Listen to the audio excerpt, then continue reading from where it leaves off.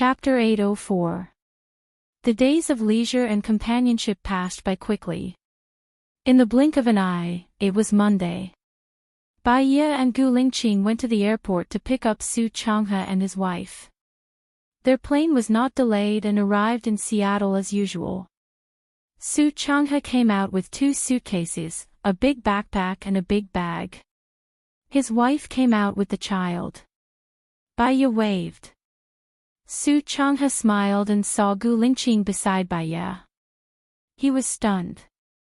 He and Gu Lingqing had not seen each other for a few years. Back then, it was just a glimpse. Now, Gu Lingqing was still breathtakingly handsome.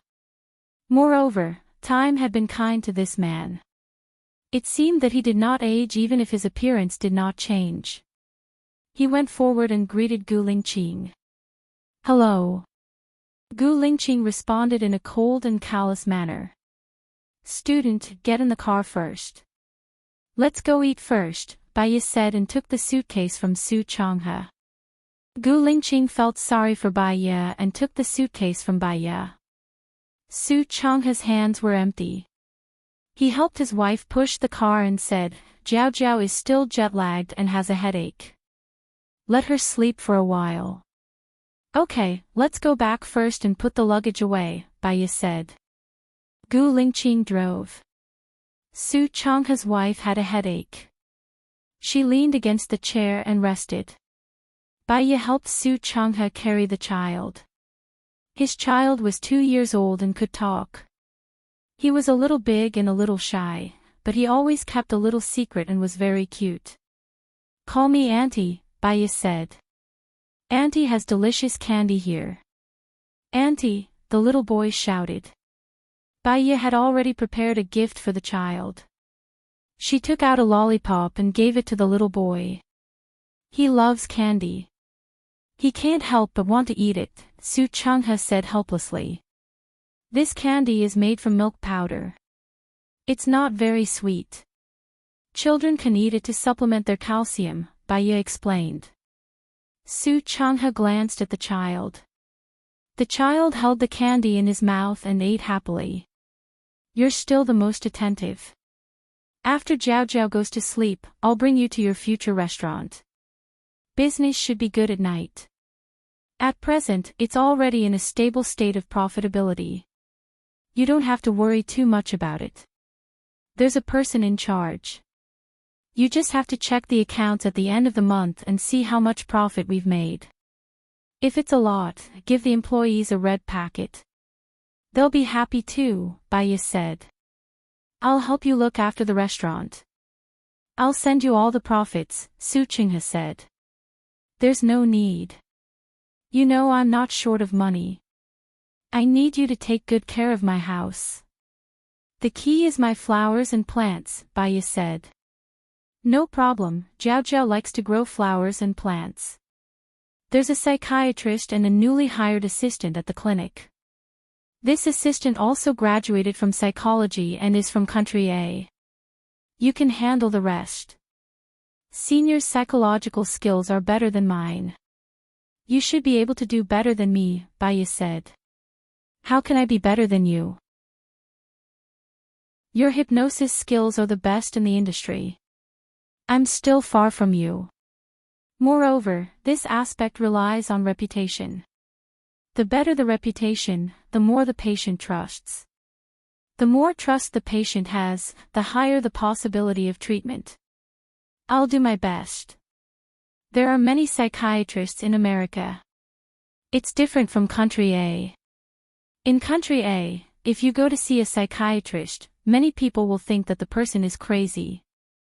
So, to prevent others from talking about it, many people don't go to see a psychiatrist even if they have psychological problems. Nowadays, the pace of life in many cities in country A is very fast. All kinds of psychological problems have appeared, especially among people in the 80s and 90s. Moreover, they are more open-minded. Many people will come for counseling. But it's different from America. In America, people need the help of a psychiatrist when they break up. In America, unless they have serious depression, they won't come for help, Su Changhe sighed. So, you should do well in America. As for the fame, you just need to create hype. I'll write you a recommendation letter before I leave and find a few friends in the media to help you promote it. Then, there won't be a problem. But yeah, I'll remember your kindness. If you need help in the future, just come to me. I'll go through fire and water for you, Su Changhe said righteously. Baiye smiled. Okay. While they were talking, they arrived home. Su Changhe woke Su Jiao up. Gu Lingqing helped carry the luggage. Baiye carried the child and told them which room to sleep in. They put the luggage in a simple place. Su Changhe's wife took the bed and went to sleep first. Su Changhe went out. Is she okay? Baiye asked. She's still jet-lagged. Her head hurts. She'll sleep for a while and buy some bread when she comes back. Su Changhe closed the door. Okay, there's water in the fridge. Put it by her bed. She can drink it if she wants, Baiye reminded him. Okay, but wait for me. I'll make some milk powder for the baby. Baiye looked at the way Su Changhe made milk powder. The image of Gu Lingqing making milk powder flashed in her mind. When I'm not here, do you take care of our child like this? Baiye asked Gu Lingqing. I don't take care of Shosho for a long time. Mom takes care of him and the little girl you left behind. Fortunately, the little girl helps to take care of the child. Otherwise, Mom might be too busy. After all, Mom has to look after the company, Gu Lingqing explained. Little girl. Baiye didn't have such a person in her mind. She couldn't remember at all. She has been helping us take care of the child in the base. She has been helping to take care of Shosho since he was born. She studied medicine and helped to take care of him. She takes good care of him. Baiye nodded. She still couldn't remember, but she was not in a hurry. When she returned to China, she would see it. Su Changhe made milk for the child.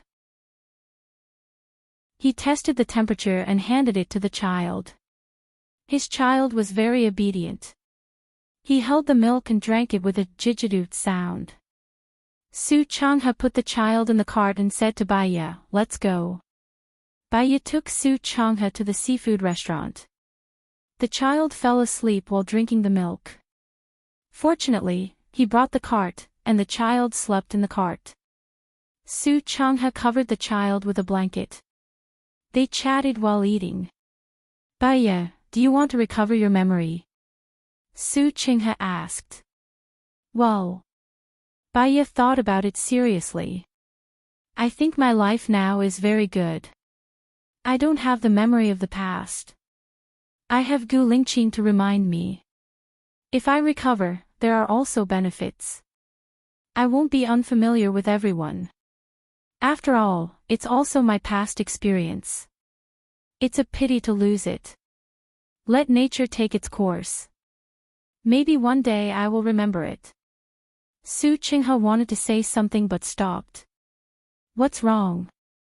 Do you have something to say to me? Baiye saw the clue. Su Changhe smiled slightly. Seeing that they were so happy now, he chose to hide it. Just like what Baiye said, let nature take its course. I am Qin Tang Tang. My novel has been adapted into a radio drama. Please follow my WeChat account. Fairy Lake. Chapter 805. When are you going to hold the wedding? Su Changhe asked. Baiye looked at Gu Lingqing in surprise. We haven't held the wedding yet. Gu Lingqing held her hand tightly in his. Something happened to me before the wedding, so I only got the marriage certificate and didn't hold the wedding. When I go back this time, I'm going to have a good wedding. Baiye looked at him suspiciously. What's wrong? Gu Lingqing asked. Our child is already so old, but we haven't held the wedding yet. I didn't know we had a child before. Our child was taken away and placed in someone else's house, Gu Lingqing explained. Baiyi recalled that he seemed to have mentioned that their eldest son was with his adoptive parents. At that time, she was wondering why their eldest son would be with his adoptive parents. It turned out that he was taken away. Fortunately, he was found. The meal ended in a pleasant atmosphere. The next day, Baiyi brought Su Changhe to the clinic and briefed him.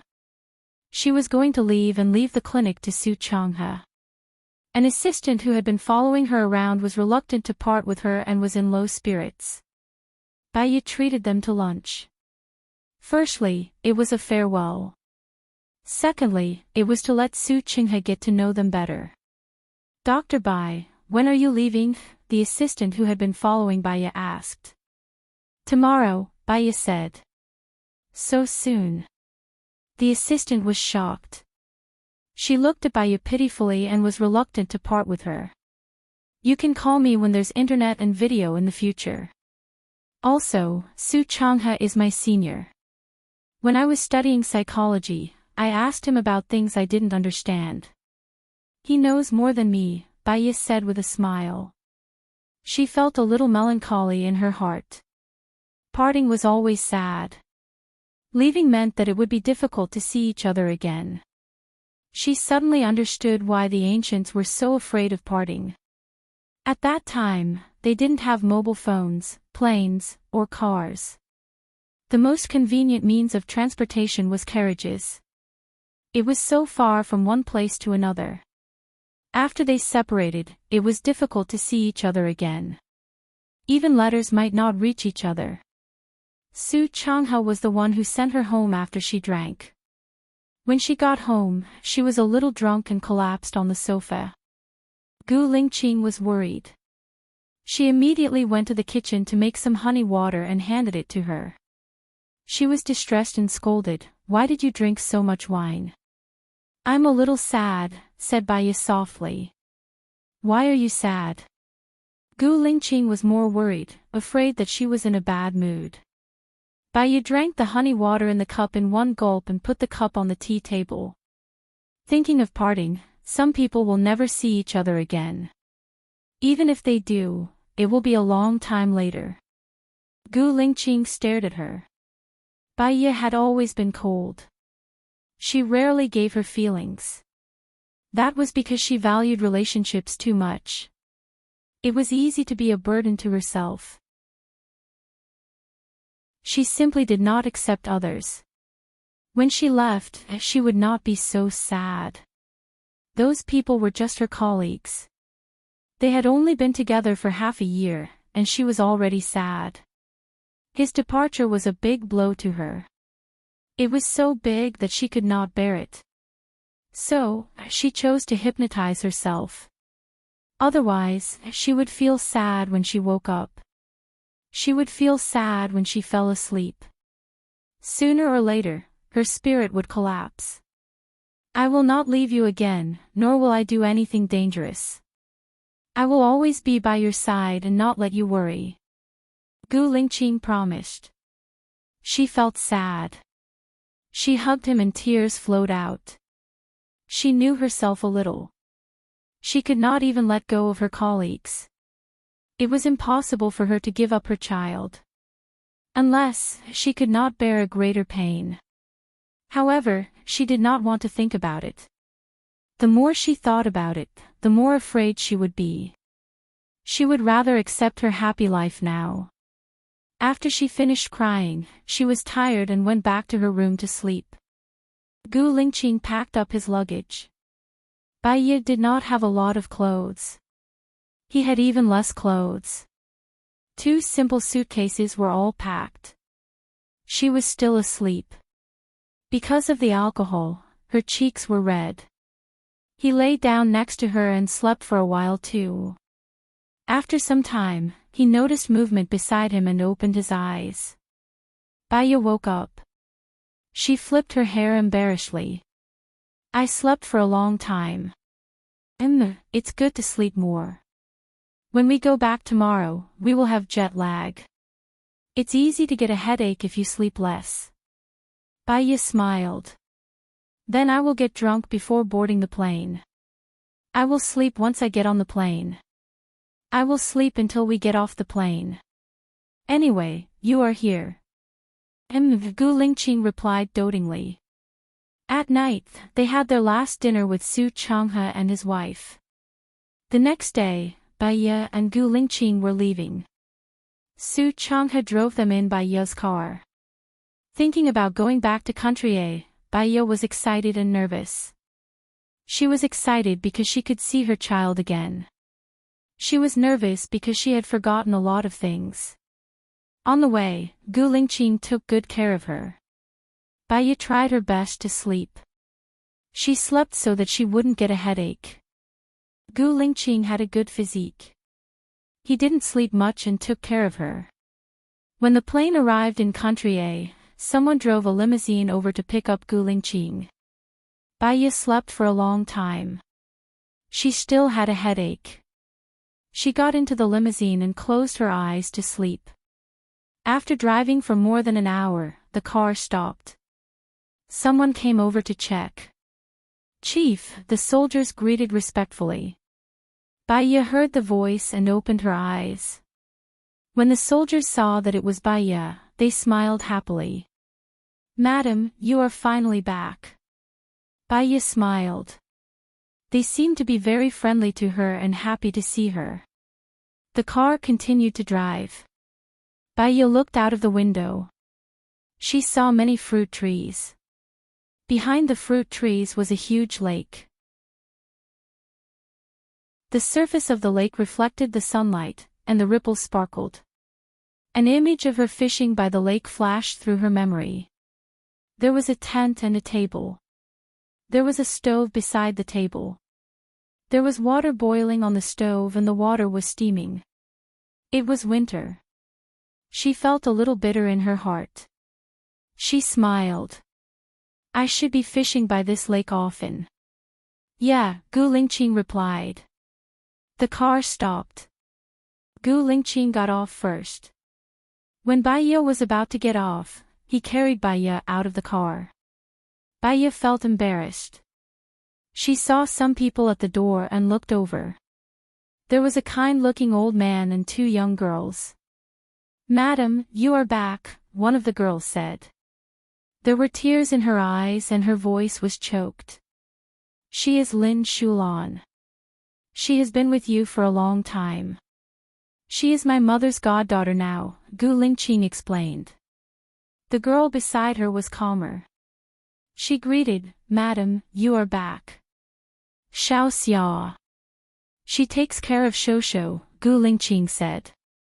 Speaking of Shosho, Bai Ye didn't see any children. She felt her shirt being pulled. She looked down. A pink and tender little boy smiled and said in a muffled voice, Little sister, you're a little girl.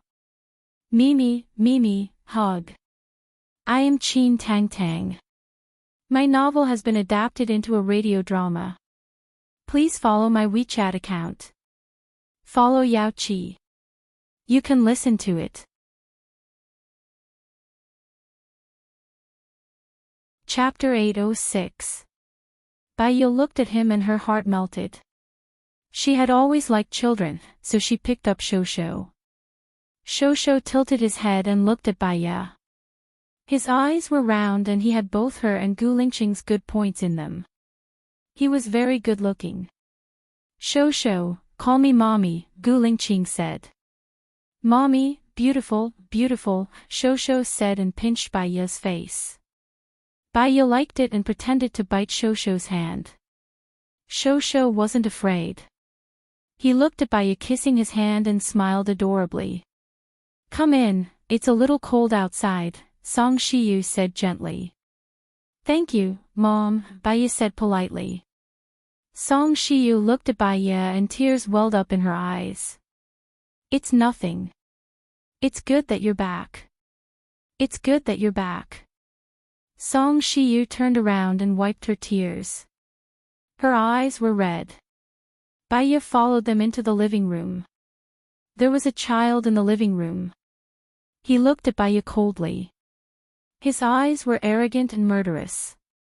Baiya could clearly see hatred and disgust in his eyes. Who is this child? Baiya asked Gu Lingqing suspiciously. Gu Lingqing looked worried and looked at Baiya. Xiao Axian, Zhou Hailan, and my child. Baiya looked at Gu Lingqing in surprise. There was a strange feeling in her heart. It was hard to be a stepmother. She frowned when she saw the murderous look in the child's eyes. Song Shiyu was worried that Baiya would misunderstand. She immediately explained, they didn't have this child normally. Zhou Hailan got Lingqing's sperm. She and Lingqing didn't have sex. Baiya looked at Xiao Axian and said with certainty, you hate me. You're the one who killed my mother, Xiaoxing complained.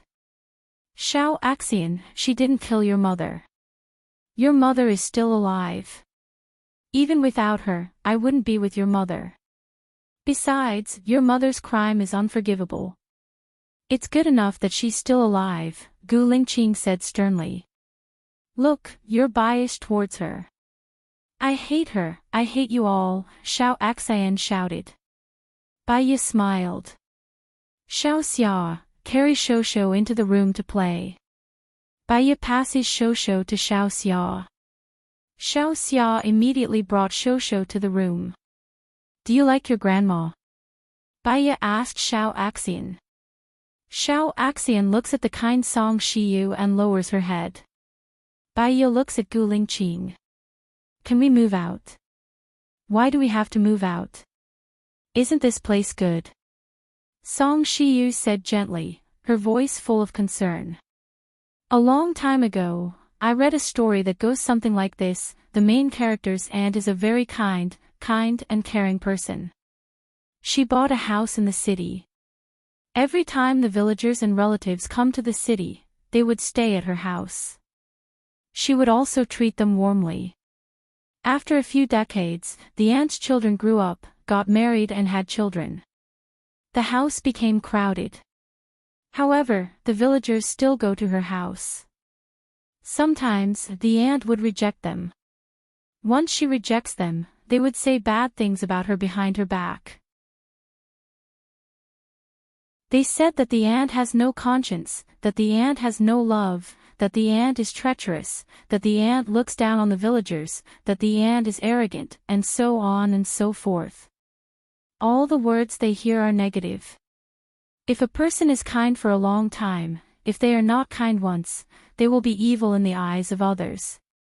If a person is not kind for a long time, if they are kind once in a while, they will think that the person is not bad in the eyes of others. Xiao Axian. Baiya looks at Xiao Axian. This child hates me to the core. Moreover, he is very paranoid. If I stay here, we will definitely have a conflict. If I handle the conflict, it might make him feel wronged. The adults will feel reluctant to part with this child and think that I don't have the magnanimity of an adult. If I don't handle it and let you handle it, you will feel annoyed and hurt. Secondly, I will be hurt. If you help him, in my eyes, you will be helping the wicked to do evil. I will also feel wronged, sad. If you help me, then this child will be sad and wronged. He will want to take revenge even more. Living together for a long time will cause conflict. I can't change the fact that he is Gu Lingqing's child. You have the responsibility to raise him. So, I will try my best to choose a way that will not cause conflict. No, Xiao Axian is a sensible child. As long as you treat him well, he will be grateful, Song Shiyu says pitifully. Baiya smiles faintly. Do you think he is a sensible child now? At work, some people think that the boss is good and some think that the boss is bad. That is because the boss treats the employees differently. If the boss treats some employees well, some employees will be grateful and work hard. If the boss treats some employees badly, the employees will naturally complain and even want to leave. The logic is the same. If you treat Xiao Axian well, Xiao Axian will know that you are his grandmother. There is no hatred between the two of you. Naturally, if you think that he is good, he will think that you are good. But to Xiao Axian, I'm his mother's rival in love. Because of me, he doesn't have a mother and can't be with his parents like other kids. This is the reason why he hates me, and it won't change. I understand his hatred, just like how I hated Xing Bachuan's wife, Chang Rian. No matter how kind, and nice I am to Xiao Axian, he will think that I am putting on an act in front of his father with bad intentions. If that is the case, why waste energy and time on unnecessary people? Bai Yi looks at Song Shiyu. I will be very busy in the future. I will spend my time on my husband, my child, and my work. My energy is limited.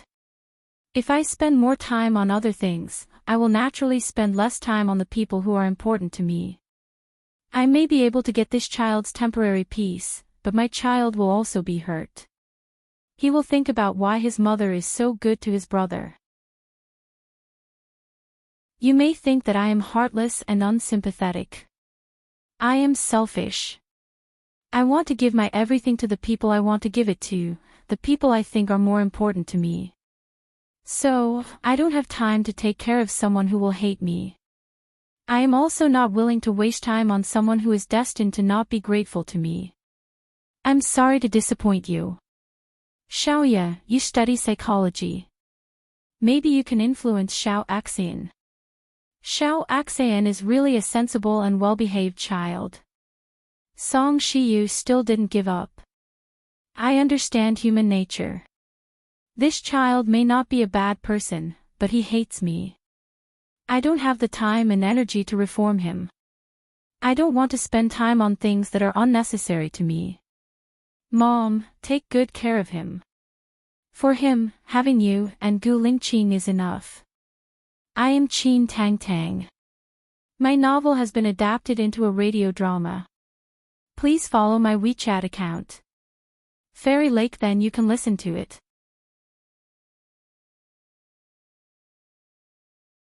Chapter 807. Do you still have any humanity? How can you be so heartless? He is still a child. You keep saying that it is enough for him to have Lingqing. But if you leave, how can Lingqing come back? He has no mother and needs a father. That's right. You can let go of Shosho and leave. You can do that to your own son, let alone to other people's children. Song Shiyu was a little uneasy and said. Bai Yi stared at Song Shiyu's anger and resentment towards her. This, perhaps, was human nature. Most people stood on their own side, and she did not blame them. Every man for himself would be destroyed by heaven and earth. However, she also had to stand on her side to consider the problem. She had just arrived, but Song Shiyu already had so many opinions about her. It was obvious that Song Shiyu cared about Xiao Axian. In the future, as long as Xiao Axian provoked a little, Song Shiyu would have more opinions about her. In the long run, it would hurt the relationship between them. Song Shiyu was Gu Lingqing's mother. It was difficult for Gu Lingqing to be stuck in the middle, and she would also be annoyed.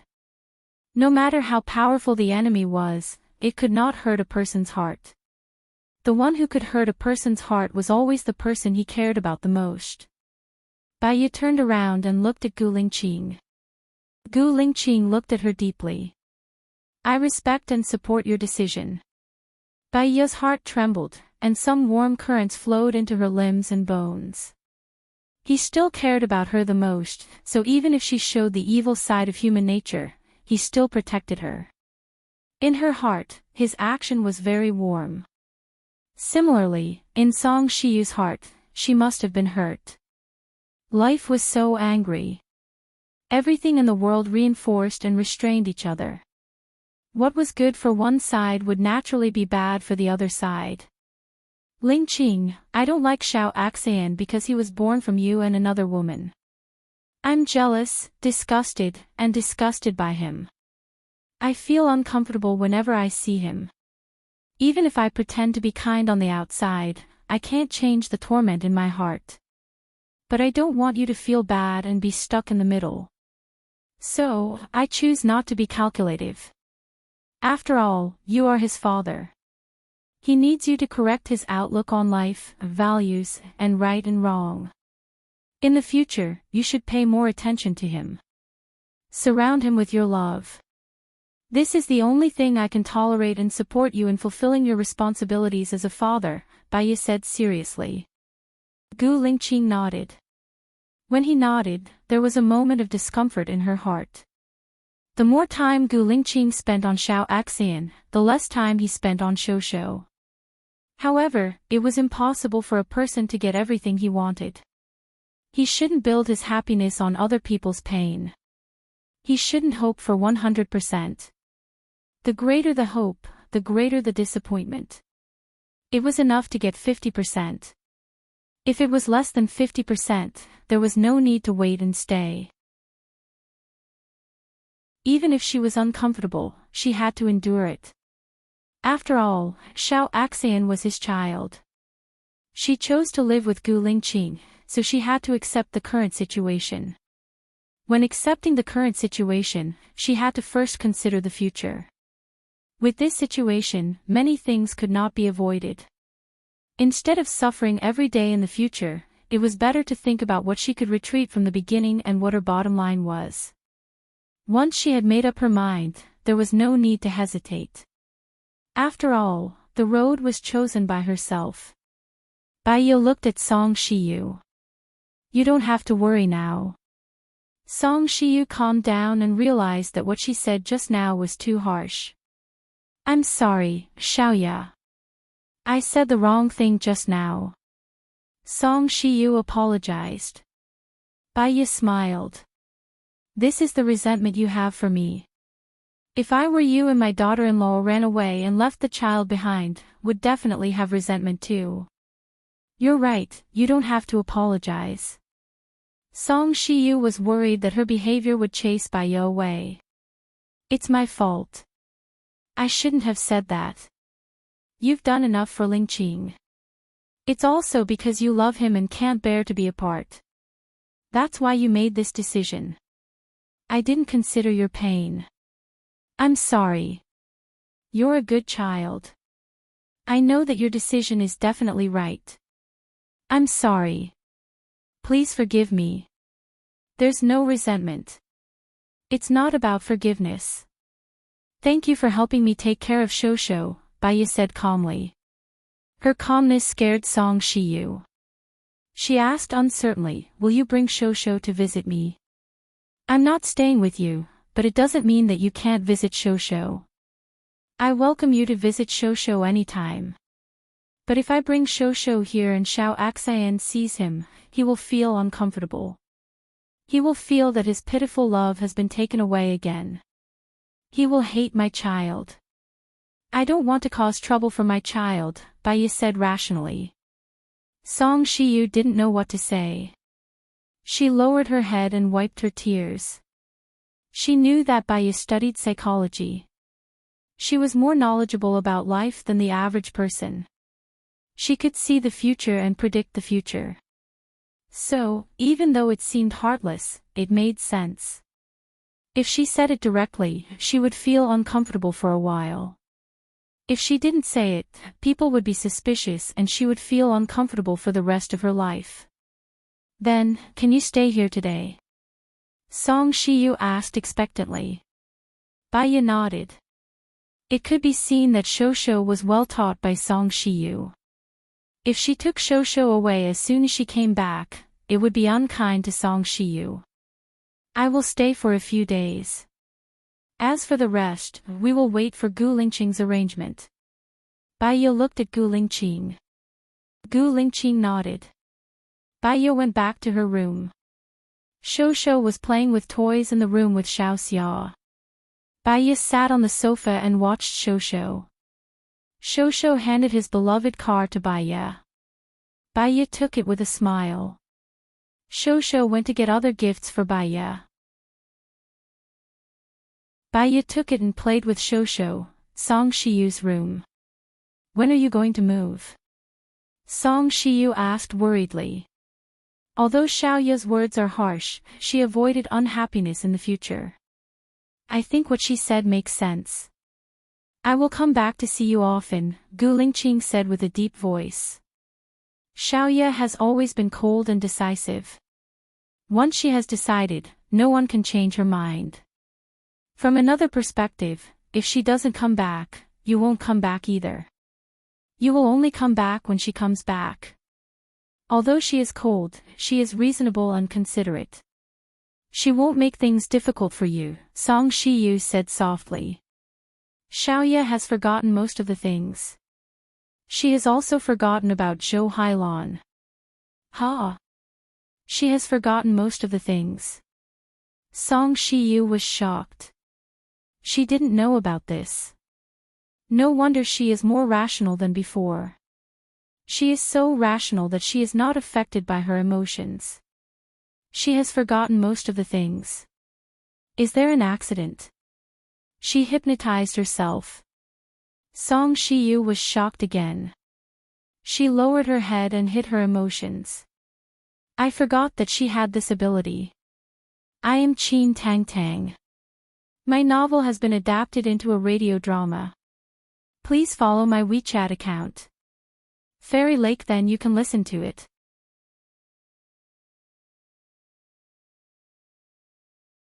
Chapter 808. Gu Lingqing could tell that she still had a grudge against Bai Ye. His gaze deepened. I left without saying goodbye and chose to die. She must be very sad. After all, she had worked so hard for so long. That's why she chose to forget the past. In the past, I lived for the country.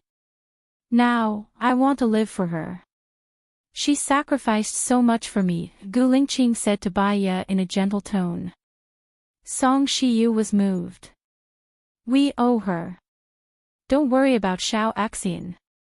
I'll raise him up and regulate his behavior. I'll teach him to be a good person. When Xiaoya left, she considered your feelings. She was afraid that you would be too sad, so she asked someone to send Xiao Axian to your side. She wanted you to be happy.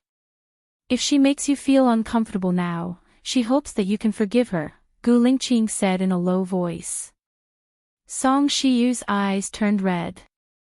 I just think, how can a person be so rational and heartless?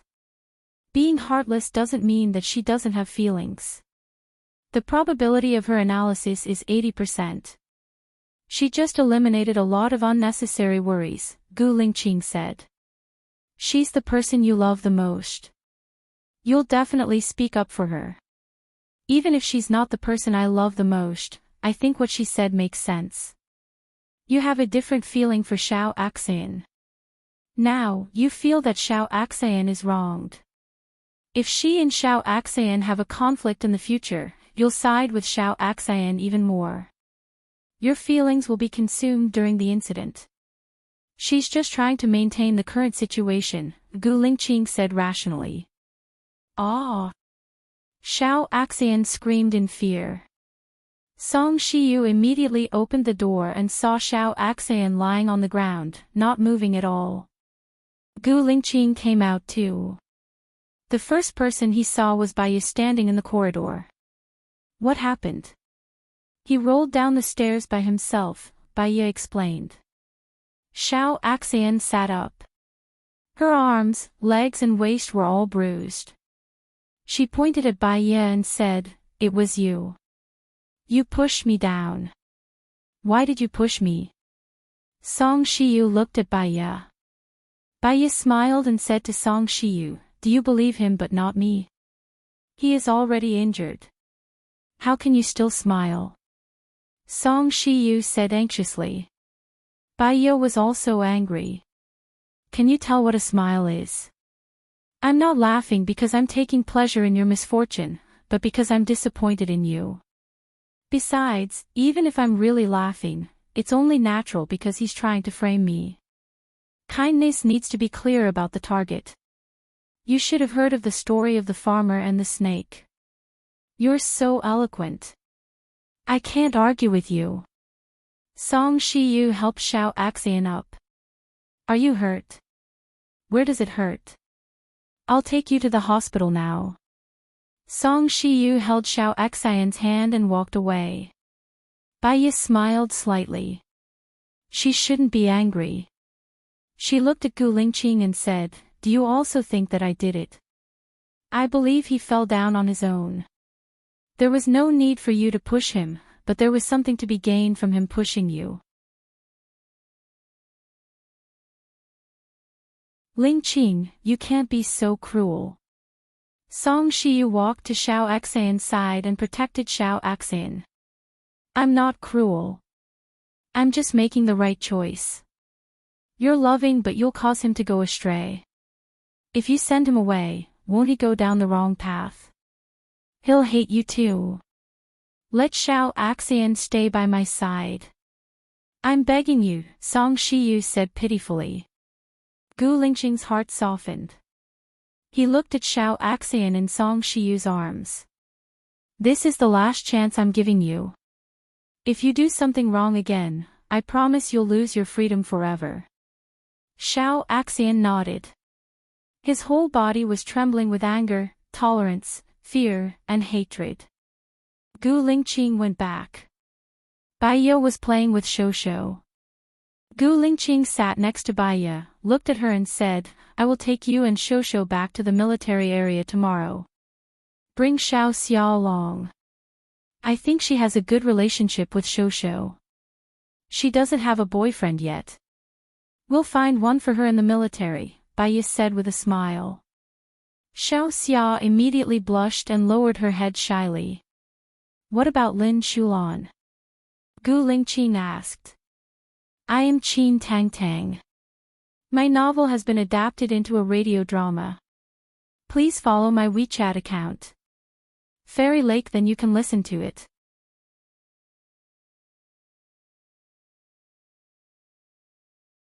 Chapter 809. She's your mother's adopted daughter and there's no one around her. Let her stay with your mother. Old people need to be taken care of too, Baiya said gently. She was so mean to you just now. Don't you blame her? Gu Lingqing asked and passed the toy to Shosho. Of course not. She loved Xiao Xian so much.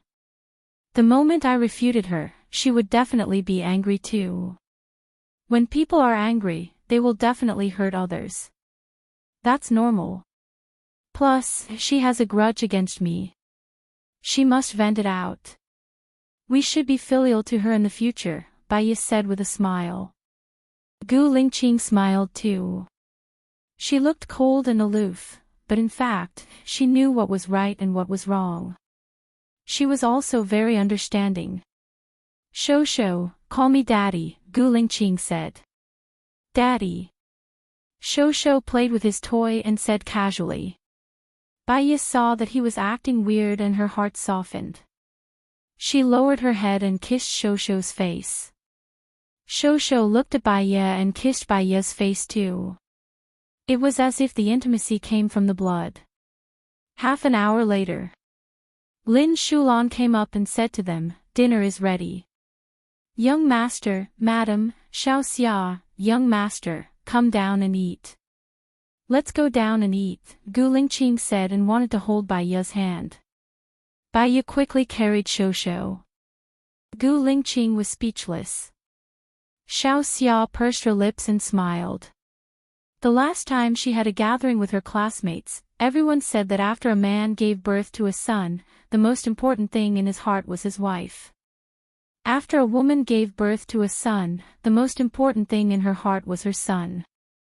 They also said that after a man gave birth to a daughter, the most important thing in his heart was his daughter. After a woman gave birth to a daughter, the most important thing in her heart was her husband. She had never married, had no boyfriend and had never given birth to a child, so she just listened to it. Now, it seemed to be true. Baiya carried Shosho downstairs. Song Shiyu was setting the table. She greeted respectfully, Mom. Well, have a seat. I was in a bad mood just now, so I spoke too harshly. I'm sorry. Song Shiyu apologized. It's okay, Baiya said with a smile and looked at Shosho. Call me Grandma, Grandma. Grandma, Shosho called out in a childish voice. He looked at Song Shiyu with his black eyes. Song Shiyu also liked Shosho. She then looked at Baiya. Shosho has a child chair. I'll carry him to eat first. All right. Song Shiyu carried Shosho and placed him on the child's chair. She prepared some food for Shosho and Xiao Xia came over to feed Shosho. Baiya saw that the food was very sumptuous. There was Peking duck, beef, braised pork with preserved vegetables, prawns, braised fish, stewed chicken feet, pickled squid, white gourd spare ribs, crab tofu and a bowl of fu tiao chang. It had been a long time since she had seen so many dishes from her hometown. Her appetite was instantly aroused. She ate the braised pork with preserved vegetables and praised generously, delicious. Song Shiyu heard the praise and smiled. Eat more. You're too skinny. It's good for your body to gain some weight. I'm learning martial arts from Lingqing now to strengthen my body. Mom, you should eat more too. Baiya smiled. Gu Lingqing peeled the prawns, dipped them in the sauce and placed them in front of Baiya. Baiya felt sweet. The prawns that Gu Lingqing peeled were very delicious. She peeled one too and dipped it in the sauce. She placed it in front of Gu Lingqing. Love was like a beautiful waltz. It wasn't about giving blindly, nor was it about gaining blindly. Instead, it was about mutual efforts. Oh yeah, is Shang Xingyu still with you? Baiya asked casually. Lin Shulan shivered and lowered her head. He should be nearby. Ask him to join us for dinner, Baiya said. Okay, Gu Lingqing replied and made a call. Lin Shulan quickly gobbled up the rice and finished it in a minute. She said to Xiao Xia, you eat. I'll feed Shosho. Okay, Xiao Xia replied and sat at the dining table. Soon, Zhang Xingyu came over and greeted them respectfully, Madam Chief, Madam Chief. Xingyu, long time no see. You've grown stronger, Song Shiyu said happily. Zhang Xingyu scratched his head and looked at Gu Lingqing. It's the chief who took good care of me. Lin Shulan stole a glance at Zhang Xingyu. Her eyes flashed with emotion. She lowered her head and continued to feed Shosho. Zhang Xingyu didn't see Lin Shulan.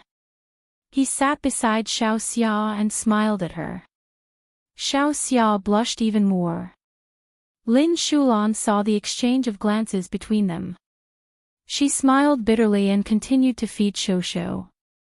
Shosho shook his head in satisfaction and knocked on the table, attracting everyone's attention. Zhang Xingyu looked at Shosho too. This kid is obviously a martial arts prodigy. Everyone at the table laughed. Even Gu Lingqing, who usually didn't smile, had a smile on her face. Lin Shulan looked at Zhang Xingyu. Zhang Xingyu didn't even look at her. She didn't want to embarrass herself, so she continued to feed Shosho. Baiya could tell that there was something going on between Lin Shulan and Zhang Xingyu. She looked at Gu Lingqing and met Gu Lingqing's gaze. You wanted to matchmake them, but Zhang Xingyu didn't have the intention, Gu Lingqing said in a low voice. I can tell, Baiya said softly as she placed the peeled prawns into Gu Lingqing's bowl. The meal was quite harmonious. After the meal, Gu Lingqing and Baiya brought Shosho out for a walk.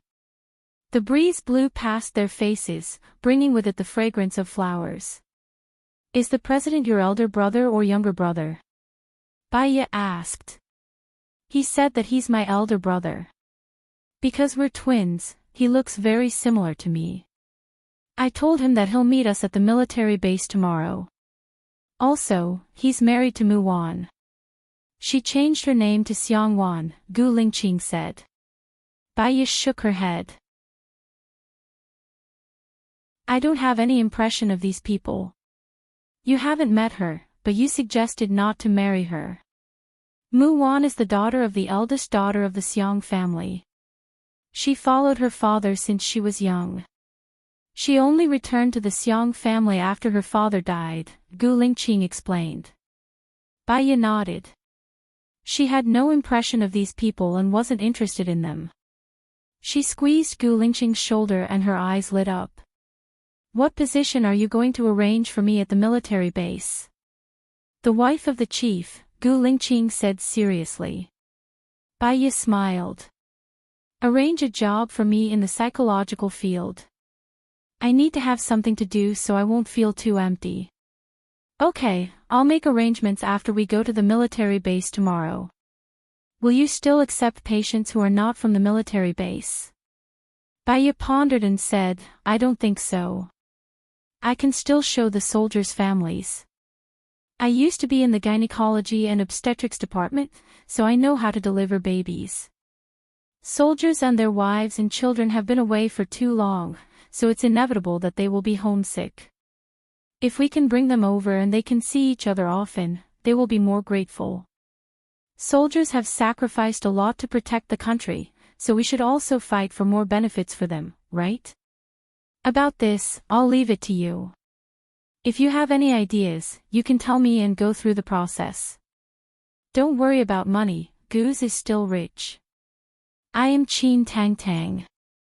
My novel has been adapted into a radio drama. Please follow my WeChat account. Fairy Lake, then you can listen to it.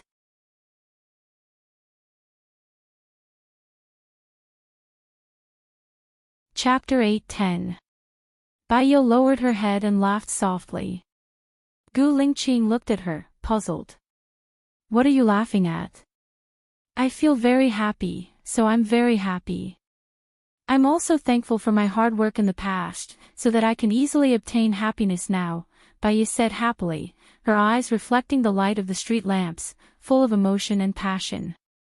When he heard her say that, his heart was filled with tenderness. He smiled and held her hand, intertwining their fingers. I'll tell you everything in the future. I won't let you guess or make a choice. That's the best.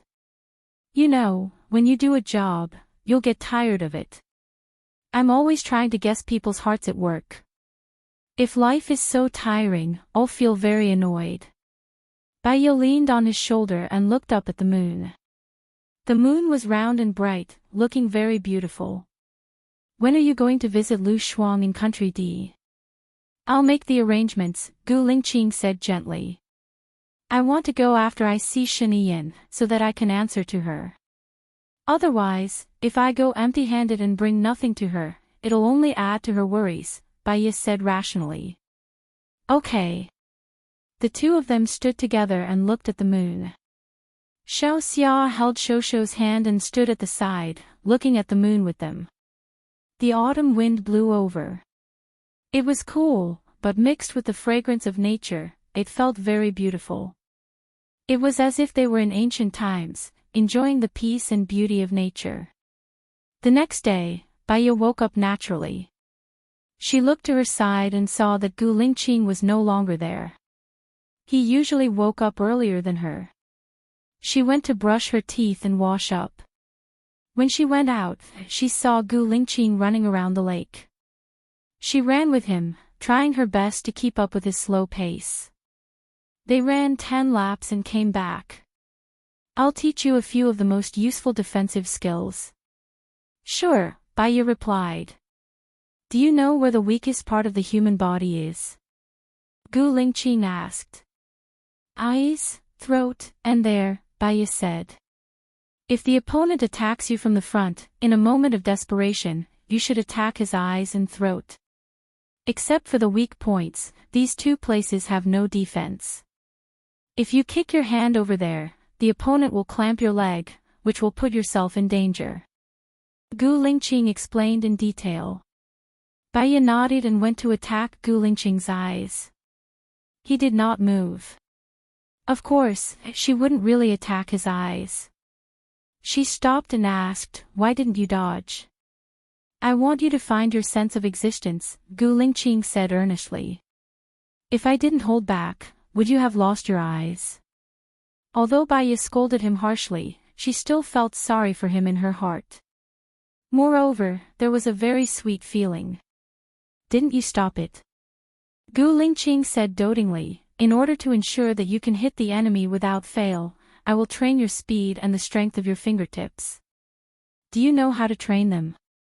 Baya shook her head.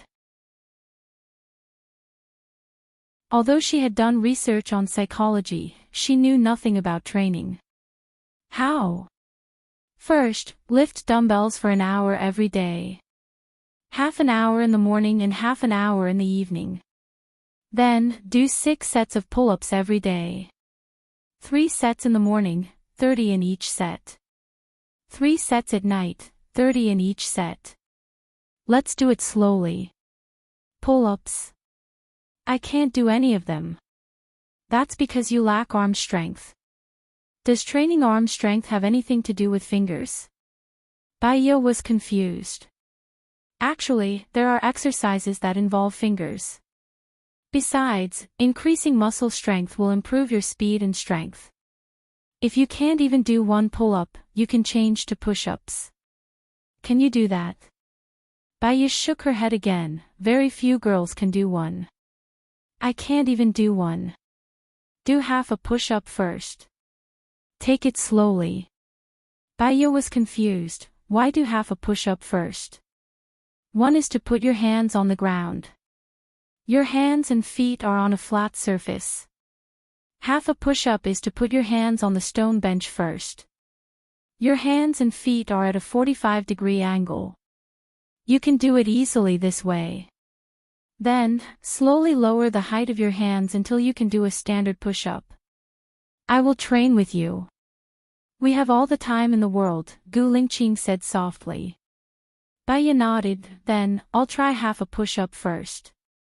She looked at the chair by the lake. Can I put my hands on it? Yes. Baya put her hands on the chair and pressed down. She did 3 push-ups. Gu Lingqing leaned over and held her stomach with his hand. He reminded her, when you do push-ups, you have to press your body down. All the strength is concentrated in your palms. You don't have to move your butt. Baya was speechless. She blushed.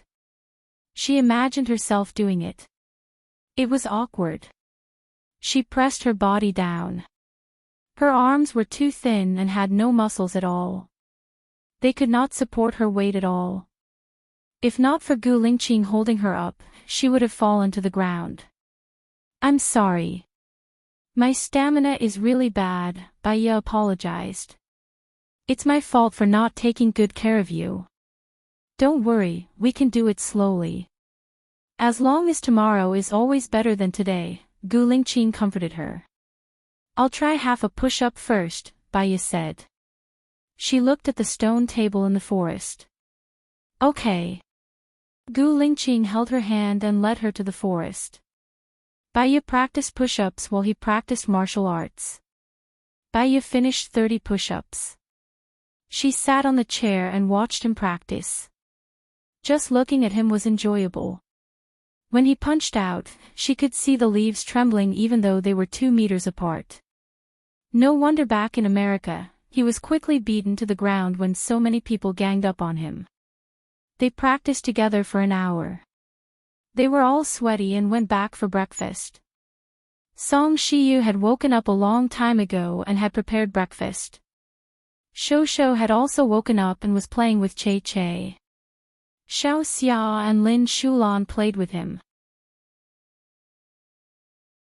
Mom, Baya called softly. Okay, you guys go take a shower first and come over for breakfast, Song Shiyu said lovingly. Okay. Baya went back to her room to take a shower first. She only applied shampoo on her hair when the water stopped. Lingqing. Lingqing, Baya shouted. Here. Gu Lingqing opened the door and came in. He looked at her and paused for a moment. She was not wearing any clothes. Her snow-white body was stained with water vapor. She was like a lotus flower coming out of the water, pink and tender. His breath tightened and the color of his eyes changed. Bai Yi did not notice his strangeness. She turned on the faucet and said, "There's suddenly no water." Gu Lingqing came back to his senses. "That's impossible. We have our own electricity and water." A thought flashed through his mind, and he roughly knew the reason. Wait a moment. He went out and entered the electrical room. Sure enough, someone had turned off the electricity to the pump. He turned on the electricity, went out, locked the door, and looked for Song Shiyu. Song Shiyu was also playing with Shosho. "Mom. Come here," Gu Lingqing said. Confused, Song Shiyu followed Gu Lingqing out of the door. "I am Qin Tang Tang. My novel has been adapted into a radio drama. Please follow my WeChat account. Fairy Lake, then you can listen to it."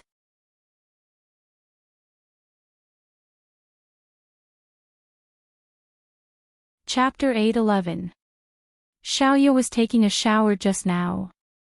Xiao Axian turned off the water pump, Gu Lingqing said in a deep voice. Song Shiyu paused and looked at Gu Lingqing in disbelief. He really did that. When Zhou Hailan was around, he had been trying to sow discord between Xiao Axian and Xiaoye. "Zhou Hailan framed me and killed my brothers. In order to save me, Xiaoye kidnapped Xiao Axian and forced Zhou Hailan to tell the truth. However, Zhou Hailan would rather abandon Xiao Axian than tell the truth to save me. Then how did you get out in the end? Didn't Zhou Hailan betray Xing Dongqing to save you?" Song Shiyu didn't know much about what happened that year. Zhou Hailan betrayed Xing Dongqing because Xiaoye went to Su Jiran. Everything Zhou Hailan did was to get Su Jiran's love. In the end, Zhou Hailan was sent to the mental hospital. However, Xiao Axian always remembered that Bai Yi kidnapped him. So, he hated Bai Yi to the core, Gu Lingqing explained. Song Shiyu understood. "So, what did you decide to do?" Xiao Axian harmed Xiaoye again and again. Even if he didn't say it in front of us, he did it again in the blink of an eye. "He can't stay by our side," Gu Lingqing said in a deep voice. "But if we send him away, he will hate you even more. I will find someone to control him strictly. If he stays by your side, he will be more unscrupulous. I don't need him to be successful. I just want him to live a peaceful life. I will give him enough money to enrich his life. However, if he makes a mistake, I won't let it go," Gu Lingqing said firmly. Song Shiyu finally nodded. She could guarantee that Xiao Axian did it the first time for Bai Yi. However, after one night, Xiao Axian harmed Bai Yi for the second time. She didn't want to keep Xiao Axian anymore. Gu Lingqing found Xiaoxin, who was hiding in the library, and walked towards him. Xiao Axian stood trembling and looked at Gu Lingqing. Gu Lingqing squatted down in front of him. "Everyone has to take responsibility for their own mistakes. She was the one who kidnapped me. Why doesn't she have to take responsibility?" Xiaoxing said anxiously. "Did she hurt you?" "She didn't." "If she really kidnapped you, why did she let you go? Kidnapping you was just a temporary measure. You don't understand now, but I hope you will understand when you grow up. Someone will take you away later," Gu Lingqing said in a low voice. Xiao Axian was worried. "Dad, you don't want me anymore. If I don't want you, I won't care about you.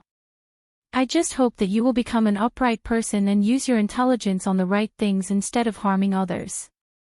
In the future, the person who will take care of you will be an excellent soldier. He will teach you martial arts, strategy, and guide you to the correct outlook on life and values. I will call you every week," Gu Lingqing said as he stood up. Xiao Axian pursed his lips and clenched his fists. He could tell that Gu Lingqing had made up his mind. It was useless to beg. "Don't regret it. Gu Lingqing looked at the anger in Xiao Xian's eyes and his eyes darkened. Don't do anything that you will regret. If you make a mistake, I won't let it go. Xiao Xian snorted coldly and walked out of the room. Bai Yi came out of the shower and saw an angry Xiao Xian. She didn't like this child. She really didn't like him. She felt that he wasn't a child. He carried too much hatred and murderous intent. But he was still a child. Hence, she tried her best to forgive his pranks. Xiaoya, it's time for breakfast, Song Shiyu said gently. Okay, Bai Yi replied. Then, she saw Xiao Xian go to the kitchen. Song Shiyu went to get some porridge. Bai Yi followed her in, but she didn't see Xiao Xian. I made porridge with pork and century egg and your favorite egg pancake. You used to like my egg pancakes, Song Shiyu said with a smile.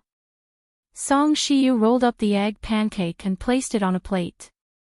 Mom, has Xiao Xian had breakfast? Bai Yi asked. He has.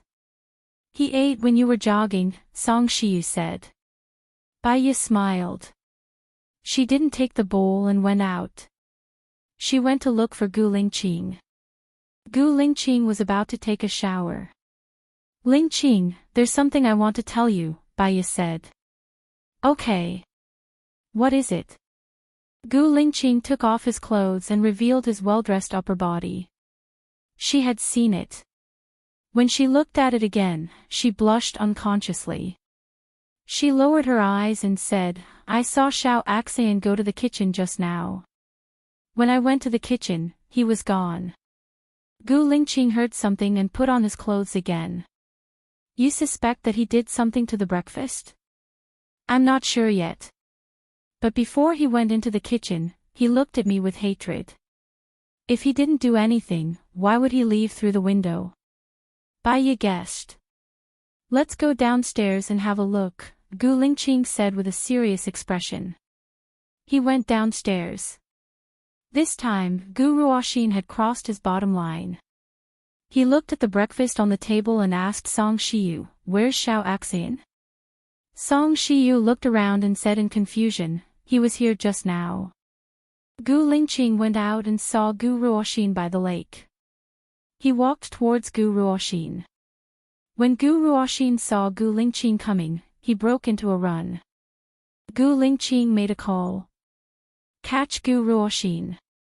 Soon, Gu Ruoxin was caught by an Ing who was hiding and sent to the villa. Song Shiyu looked at Gu Lingqing in surprise. What's wrong? Gu Lingqing looked at Gu Ruoxin.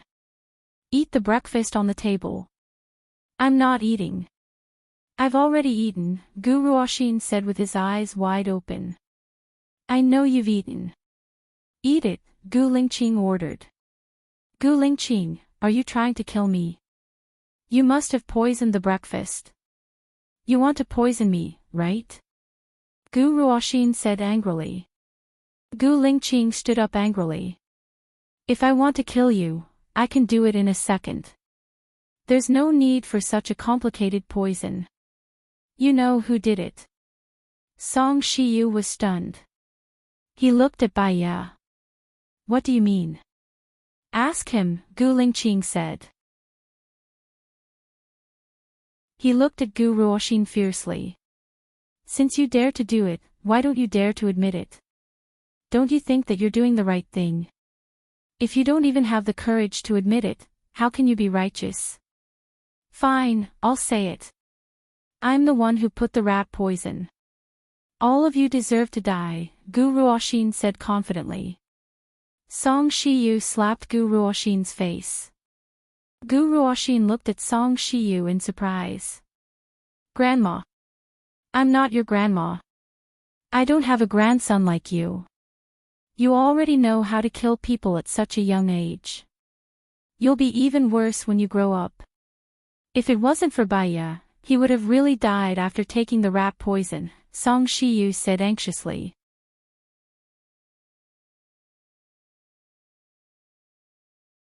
Chapter 8:12. How have they wronged you? Song Shiyu was terrified. You're too scary. You're like a demon. No one has let you down, but you've let others down many times. Gu Ruoxin pursed his lips, his eyes filled with arrogance. If you want to kill me, then do it. You've been wanting to kill me for a long time. If I want to kill you, I can do it in a second. The mistakes you have made are enough to put you in prison for 10 years, Gu Lingqing said sternly. It's just 10 years. After 10 years, I will only be 19 years old. What's there to be afraid of? Gu Ruoxin said indifferently. You're rebelling. How could the Gu family have a child like you? Song Shiyu couldn't stay calm either. Yan Nuo, send him to Qinzhong. Without my order, don't let him leave the island, Gu Lingqing ordered. Yes. Yan Nuo nodded and left with Gu Ruoxin. Song Shiyu sat on the chair weakly, still looking at Gu Ruoxin's back in disbelief. How can this child be like this? He's just a child, how can he be so bad? There are kids like this in every school. They don't listen to the teachers, and they have no discipline. They are mischievous and do bad things to get attention from others. Xiao Xia sighed. It's the influence of the environment. Xiao Axian's obsession is too deep. Her resentment is too strong. She can't change it. That's all we can do, Baiya said helplessly. After all, she was not a god. She was just a psychologist. Some people's mental illness could not be cured because they themselves did not think that it was wrong. Therefore, there was nothing she could do. Xiao Axian is gone. Can you stay? Song Shiyu asked hopefully. Baiya looked at Gu Lingqing. Mom, if it's convenient, why don't you come live with us in the military? Gu Lingqing invited. Okay, Song Shiyu agreed immediately. At her age, she had already seen through money and power. All she wanted was a family reunion and to be together happily. Song Shiyu was worried that the rice at home had been poisoned, so she threw it all away. It was useless. She covered all the furniture in the house with white blankets. Baiya and Gu Lingqing helped together. After living here for 3 years, Song Shiyu was still a little reluctant to leave. We will come back often for vacation, Baiya comforted. Song Shiyu smiled. As long as I'm with you, I'll be happy wherever I go. I'm most afraid that you'll leave me behind. I'm sorry, Mom, Baiya apologized. Song Shiyu held Baiya's hand and patted it. I know that you've thought about every decision you make. I can still fight for the company for another 10 years. After 10 years, you have to think of a way to take over my position. Baiya looked at Gu Lingqing. She knew nothing about business. Song Shiyu was indeed getting older, and it was time for him to enjoy life. I'll arrange it when the time comes, Gu Lingqing promised. Go and have breakfast now. We've already eaten. Leave this place to us. When are you going to the military base? Is there a plane coming to pick you up? Song Shiyu asked. Gu Lingqing nodded. The plane will arrive at 11 a.m. Xiaoya and I will go and have breakfast first. Go ahead, Song Shiyu said with a smile. In the car Gu Lingqing drove while Baiya rested on the chair. Where will you send Xiao Axian? Baiya asked casually. I'll train him strictly and correct his outlook on life and values. I hope that he can become a useful person, Gu Lingqing said seriously. I heard that my eldest son is living with his adoptive parents. Can we bring them to the military base? Baiya asked softly.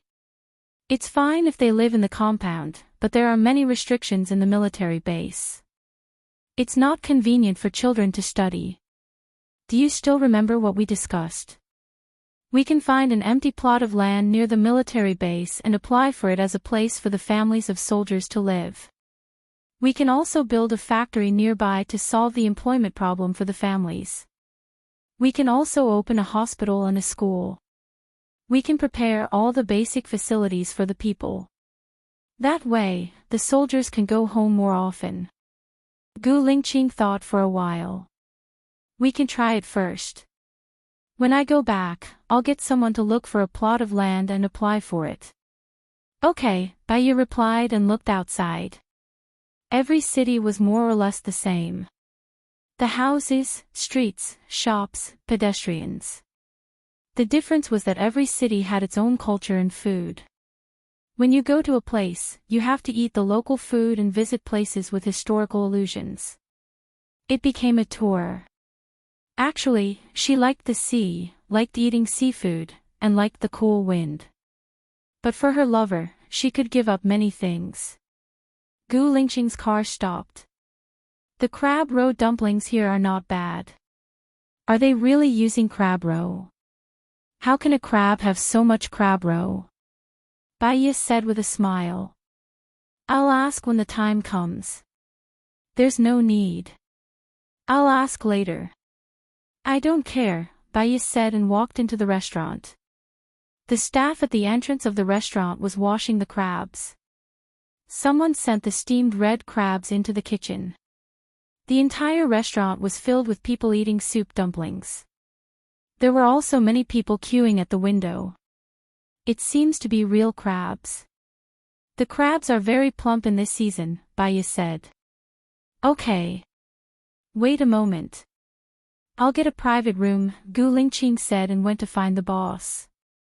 After a while, he came out with a waiter. The waiter brought them to the attic on the second floor. There was an elegant wooden house on the attic on the second floor. In front of the wooden house were flowers and plants that he planted himself. Next to the house was a row of roses. Even though it was November, the flowers had withered. They were green and very beautiful. They blocked the view and the tall buildings. It was a different kind of scenery. Mr. Gu, what would you like to order? The waiter asked respectfully. 4 servings of crab roe dumplings. I want 6 servings to go, and 2 bowls of tofu soup, Gu Lingqing said. Mr. Gu, do you want crystal steamed dumplings? There are 6 flavors. It's the special breakfast of our restaurant, the waiter introduced. Then give me 2 servings. We can't finish all the food we ordered, Bai Yi reminded. Then 2 servings of crab roe dumplings and 2 servings of crystal steamed dumplings. I want 4 servings of soup dumplings and 2 bowls of steamed dumplings to go, Gu Lingqing changed his order. Do you still want the tofu soup? Yes. Okay. It'll be ready in 2 minutes. The waiter ordered and left. Bai Yi supported his chin with his fingers rhythmically tapping on the table. The table here should be for the owner's own use. Gu Lingqing answered. Is this restaurant owned by your friend? Bai Yi asked. Yeah, you know him too. Because of a mistake during a drill, he lost his leg. We went to visit him at his house. In the end, he divorced his wife and started raising crabs in his hometown. He's very experienced in raising crabs. He raises more than 10 acres of crabs in the suburbs. The crabs here are all supplied by him. He has a large share in it. He said that he can get more than 3 million yuan of net profit a year. In the process of starting his business, he also met a good girl and got married. Gu Lingqing said with relief and a smile. I am Qin Tang Tang. The novel has been made into a radio drama. Follow me on WeChat Fairy Lake, then you can listen to it.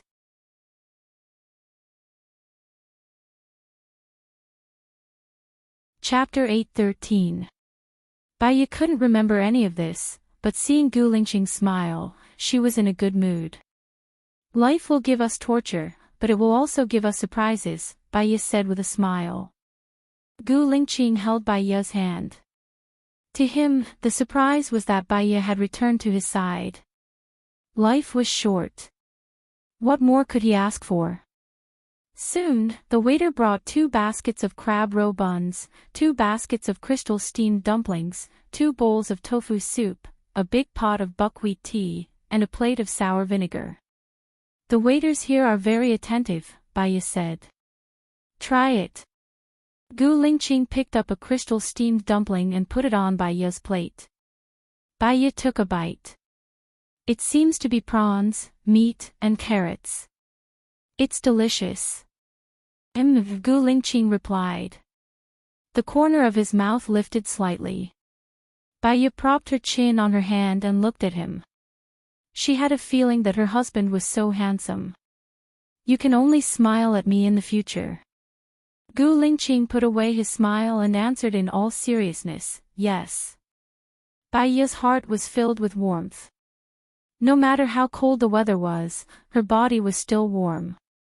After the meal, Gu Lingqing went to the front desk to pay for his order. Baiya stood behind him. The front desk took the money from Gu Lingqing and the boss brought 2 bamboo boxes over. Mr. Gu, our boss asked me to give these to you. You're welcome. I'll go to his place next time, Gu Lingqing rejected politely. Mr. Gu, if you don't take it, our boss will fire me. This is the task he gave me. Gu Lingqing really didn't want to accept it. Giving money would seem too unreasonable. Take it. Baiya smiled. Gu Lingqing took the crab from the boss's hand. Thank him for me. Of course, of course. Gu Lingqing returned to the car, and Baiya floated towards him. He was deep in thought. It's a token of his sincerity. I can see that he makes delicious soup dumplings. If you want to help him, you can give him a store for free when the residential area near the military area is built, and let him sell soup dumplings there, Baiya comforted him. Xiaoya, we didn't have a proper wedding banquet before. I want to choose a good day to hold the wedding, Gu Lingqing said. So that was what he was thinking about. Baiya was quite touched. This year, or the beginning of next year. Recently, I want to settle Shaniyan's matter first. Gu Lingqing, you will help me, right? Baiya asked softly. Yes. Gu Lingqing answered simply. As long as Gu Lingqing was willing to help her, she was confident. I will stand by your side firmly. Gu Lingqing nodded. They went back to the manor. It was past 10 o'clock. Song Shiyu had tidied up everything in the house.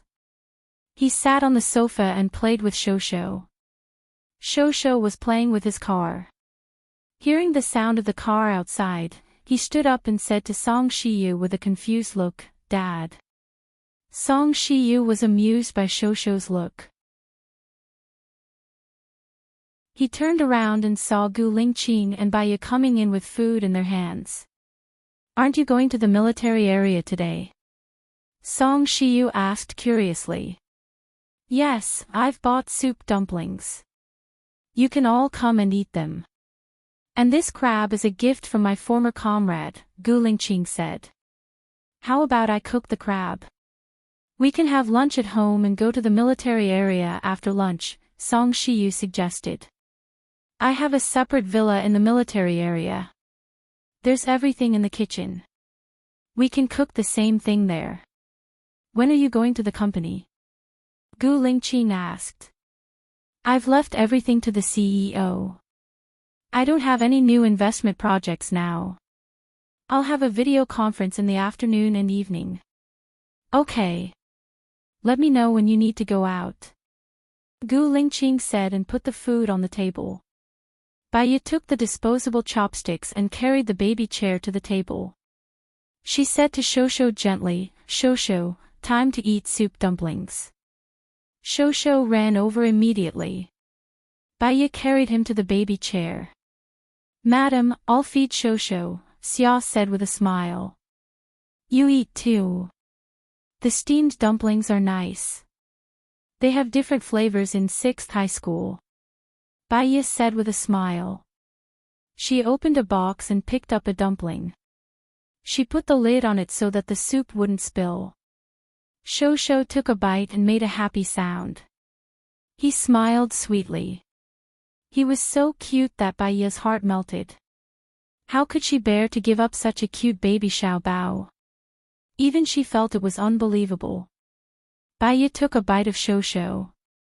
She wouldn't get tired of looking at his cute face for a whole day. Shosho ate more happily. He hummed a song while eating. Mommy, mommy, mommy is the best in the world.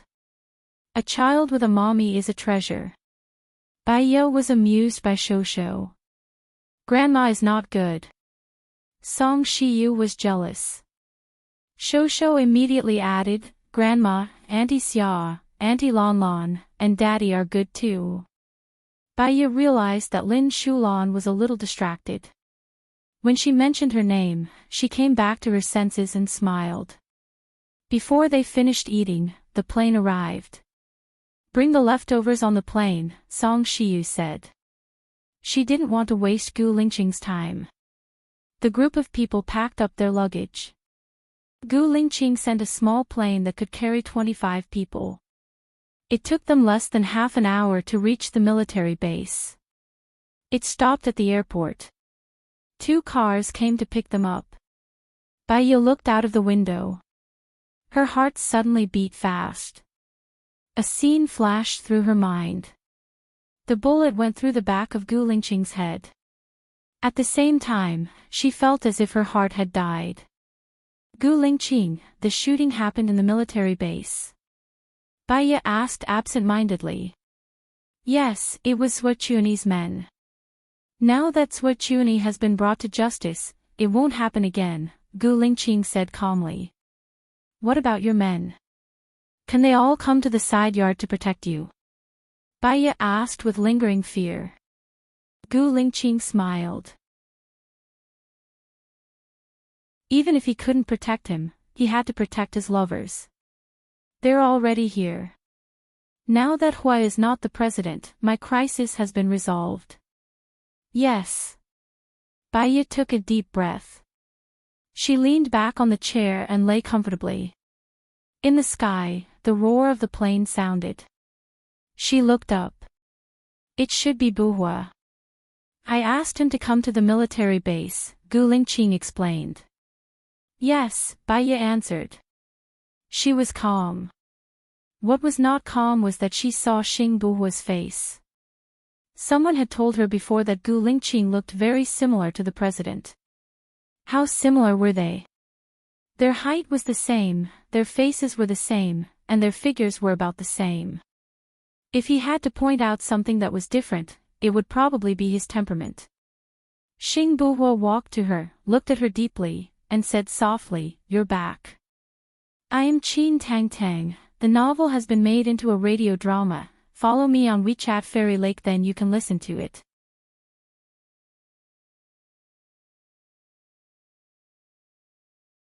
Chapter 8:14. Xing Buhua and Gu Lingqing looked too much alike. Baiya was in a trance and looked at Gu Lingqing. Gu Lingqing held Baiya's hand and answered Xing Buhua, I'm back. Xing Buhua smiled, and the heroic look in his eyes did not diminish. Congratulations, the clouds have parted to see the moon. You too, Gu Lingqing said in an official tone. Xing Buhua's eyes dimmed, and his gaze fell on Baiya's face.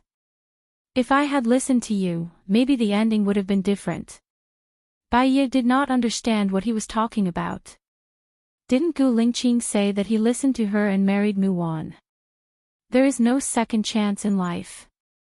Since you have chosen the life you have now, you should not regret it, because there is no medicine for regret. You should live every day to the fullest. Baiya advised. Xing Buhua smiled bitterly and did not continue the conversation with Baiya. He looked at Gu Lingqing and said, I have something to discuss with you. Come to the study. Gu Lingqing said. Song Shiyu looked at Xing Buhua with a smile and said, Are you having lunch here? Xing Buhua nodded slightly, but did not look friendly. Song Shiyu did not care. She went to the kitchen and continued to wash the crabs. Baya followed her into the kitchen and opened the fridge. There were many ingredients in the fridge. Mom, what are you going to cook for lunch? Song Shiyu put the washed crabs into the pot, covered the pot, and walked to the fridge. 1 tomato scrambled eggs, Shosho's favorite, 1 winter melon and pork rib soup, 1 mushroom braised chicken, and 1 pickled cabbage shredded pork. Is that okay? We still have 20 crabs.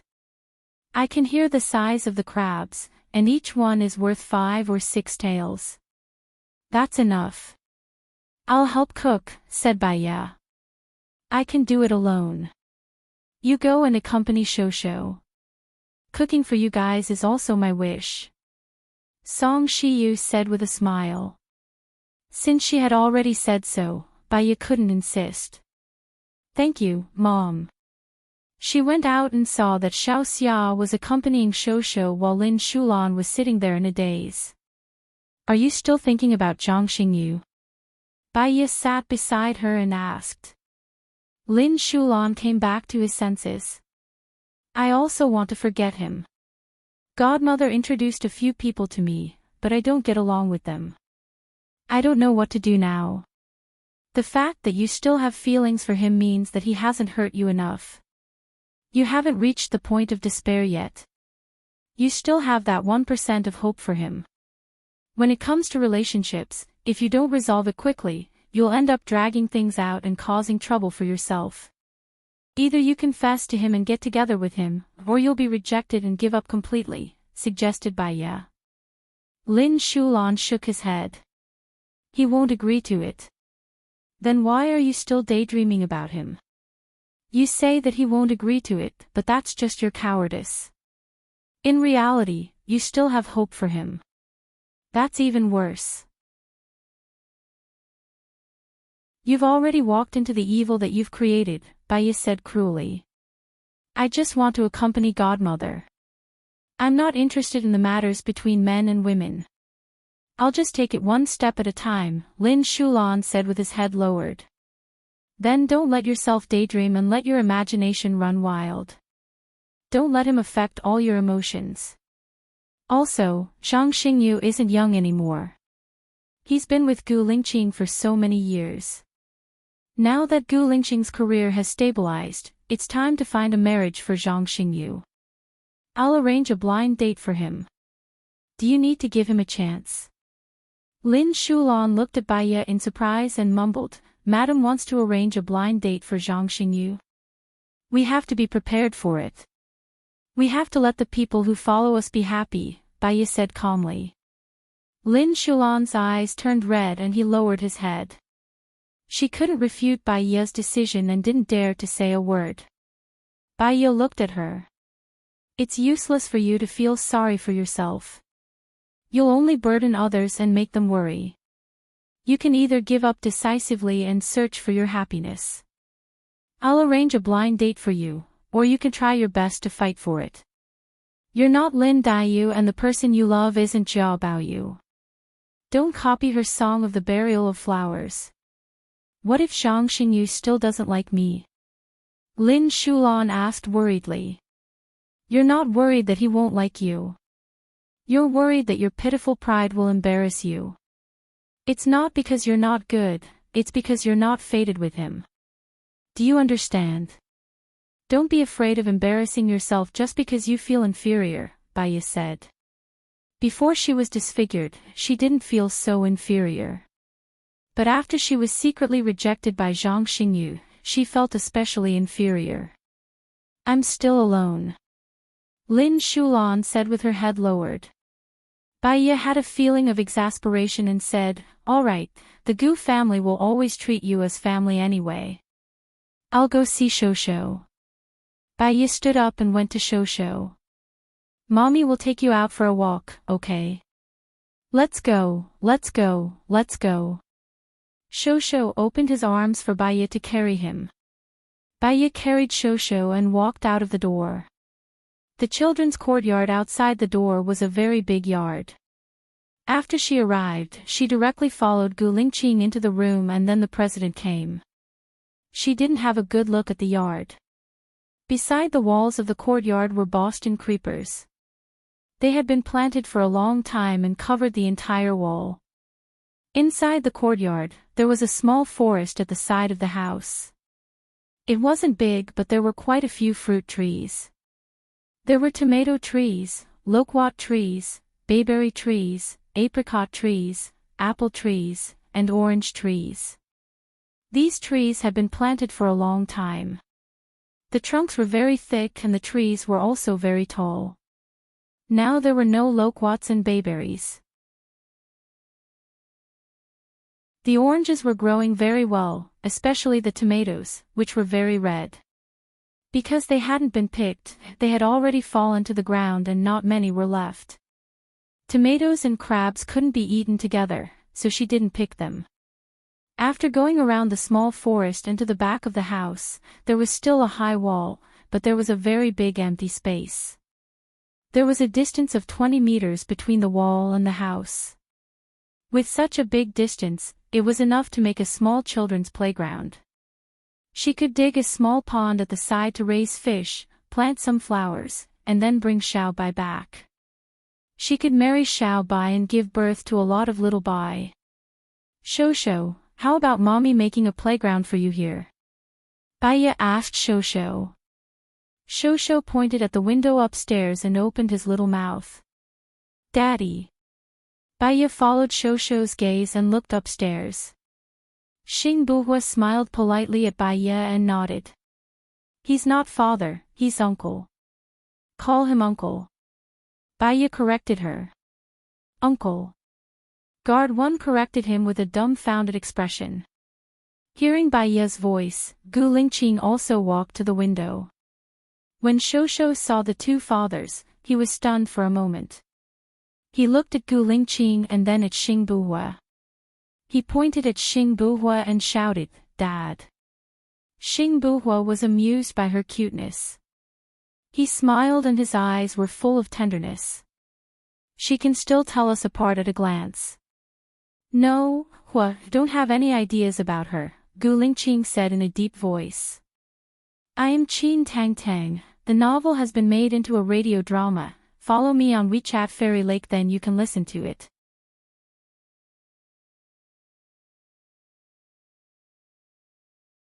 Chapter 8:15. If I wanted to hit on her, I would have done it when you weren't around. Don't worry, she's yours. I don't have the kind of feelings you think I have for her. Even if I do, it's because of your influence. Now that you're back, I have nothing to do with it anymore, Xing Buhua said in a low voice. He looked at Baiya, who was downstairs. Over the past year, he had dreamed of her several times. They were all when Gu Lingqing separated from her. When Gu Lingqing dreamed of her, he also dreamed of her. However, this time, he treated himself as a bystander, because he clearly knew that it was because Gu Lingqing dreamed of her. The connection between twins was very strange. It was easy to lose one's heart. Fortunately, he returned. Thank you, Baiya. She never gave him a chance. I'm planning to hold a wedding for her this year. Due to various reasons, it didn't happen before. I also want to give her a gift that she wants, Gu Lingqing said while looking at Baiya. Xing Buhua looked at Gu Lingqing with a deep gaze. It's about Shen Yiyan. Yes. Gu Lingqing replied and said coolly, I came back to be the chief of the military region and help you stabilize all the military regions. What I want is Shen Yiyan's freedom. But the people's hearts are not stable now. Just one cold sail and they're eyeing him covetously. He's like Sui Chuani in the past, sitting firmly in the position of deputy commander. His relationships in the dark are complicated. There's also Chu Yubing. He's a new force cultivated by the Shen family. Although Shen Yiyan has fallen, the power of the Shen family is still there, Xing Buhua said worriedly. No, Buhua. You and I are born from the same root. Fortune and disaster depend on each other. I'll do my best to help you stabilize your position. If you die, Xiaoye and I will die with you. I won't let that happen, Gu Lingqing promised. But you can't control what happens next. If I go back on my word because of fear, then I will only be a vile person in the future. A gentleman is magnanimous. Even if I die, I will have a clear conscience. I will have a clear conscience. I would rather live a noble life than live a cowardly life. There are things a king can do, but there are things a king cannot do. Gu Lingqing advised. Have you heard about King Wu's Fuchai and King Yu's Gojian? Letting Gojian go wasn't a problem at first, but letting Gojian and myself do what they want is the biggest problem. In Country A, the winner is the king and the loser is the bandit. If Gojian didn't defeat Fuchai, history would have re-evaluated him. Gojian was such a sinister person, while Fuchai was such a righteous person. Gojian is a good person. Xing Buhua looked at Gu Lingqing and smiled. Gojian. Gu.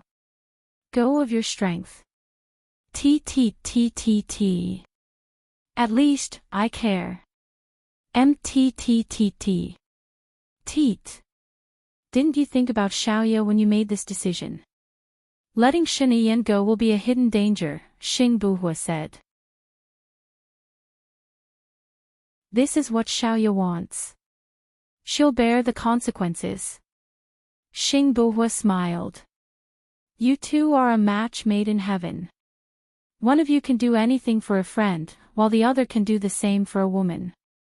All right, I'll let him go. Gu Lingqing looked at Xing Buhua gratefully. Actually, Xing Buhua was the same type of person as them. He could do anything for his brother.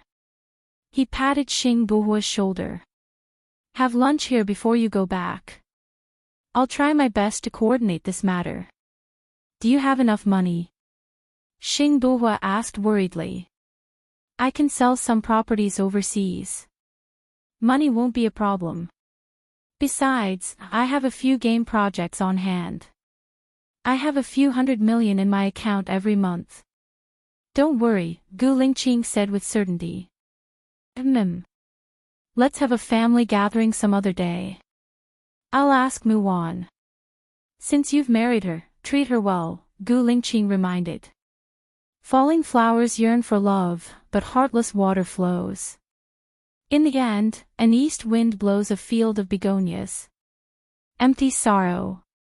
What do you mean by that? She has someone she likes, Xing Buhua said with a smile. When I fell in love with Xiaoya, she also had someone she liked. It was just that Su Jiren didn't cherish him, so she fulfilled my wish. I'm grateful to myself for persevering. That's why I'm here with Xiaoya now, Gu Lingqing said meaningfully. He patted Xing Buhua's shoulder again as encouragement. They went downstairs together. When Gu Lingqing saw that Baiya wasn't around, he went outside to look for her. Baiya found 2 ropes and tied them to the branches. She placed a small quilt between the ropes and made a simple swing. She placed Shosho inside and pushed him gently. Shosho was very happy. He sat comfortably in the middle of the quilt and swayed. He was smiling so much that he couldn't close his mouth. Gu Lingqing walked to Baiya's side. I'll get someone to prepare 2 swings here later. I also want to put a playground in the backyard, as well as flowers and plants. Anyway, I see that there's space there. You can leave this matter to me, Baiya said. She didn't want him to worry about such a small matter. Let me tell you a piece of good news. Buhua has agreed to let Shiniyan go, Gu Lingqing said. Baiya paused and looked at him in surprise. Is what you said true? Yes, he agreed. But before Shiniyan is released, I need to meet him, Gu Lingqing said in a deep voice. Yes, that's great. When will he be released? Baiya asked happily. I don't know yet. He agreed to let him go. Maybe in 2 days. After all, he needs to plan before he is released. Then I'll tell this good news to Lu Shuang tonight. Gu Lingqing nodded. Lin Shulan came out to look for Bai Ye and Gu Lingqing. He said respectfully, "Chief, Madam, old Madam wants you to go back to eat crabs. She said the crabs are cooked." "Okay." Bai Ye carried Shosho out. "Time to eat crabs. Crabs are cold. It's better for children not to eat them," Gu Lingqing reminded. "Chief, Madam, you go and eat first. The meal is not ready yet." "I'll bring Shosho here," Lin Shulan said. Gu Lingqing and Bai Ye looked at each other. After all, they still had to accompany Xing Buhua. It was not convenient to bring Shosho along. "Thank you," Bai Ye said and handed Shosho to Lin Shulan. Lin Shulan continued to play outside with Shosho while Bai Ye and Gu Lingqing went in. Xing Buhua was already sitting at the dining table. He was texting on his phone. In front of him were 4 large plates of crabs. There were a total of 20 crabs and the dipping sauce prepared by Song Shiyu. "You're back," Xing Buhua said with a smile and put his phone on the table. "The crab is really big. This is the first time I've eaten such a big crab this year." Gu Lingqing held Bai Ye's hand and walked over. "This crab was a gift from my former comrade." Bai Ye took a crab and placed it in her hands. It was a little hot, so she placed it on the plate and used a pair of scissors to remove the crab's legs. When she was in the United States, she had eaten king crab more often.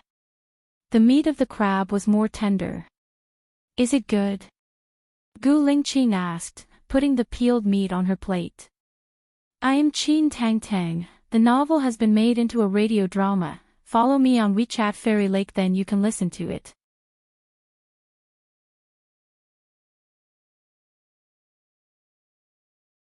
Chapter 8:16.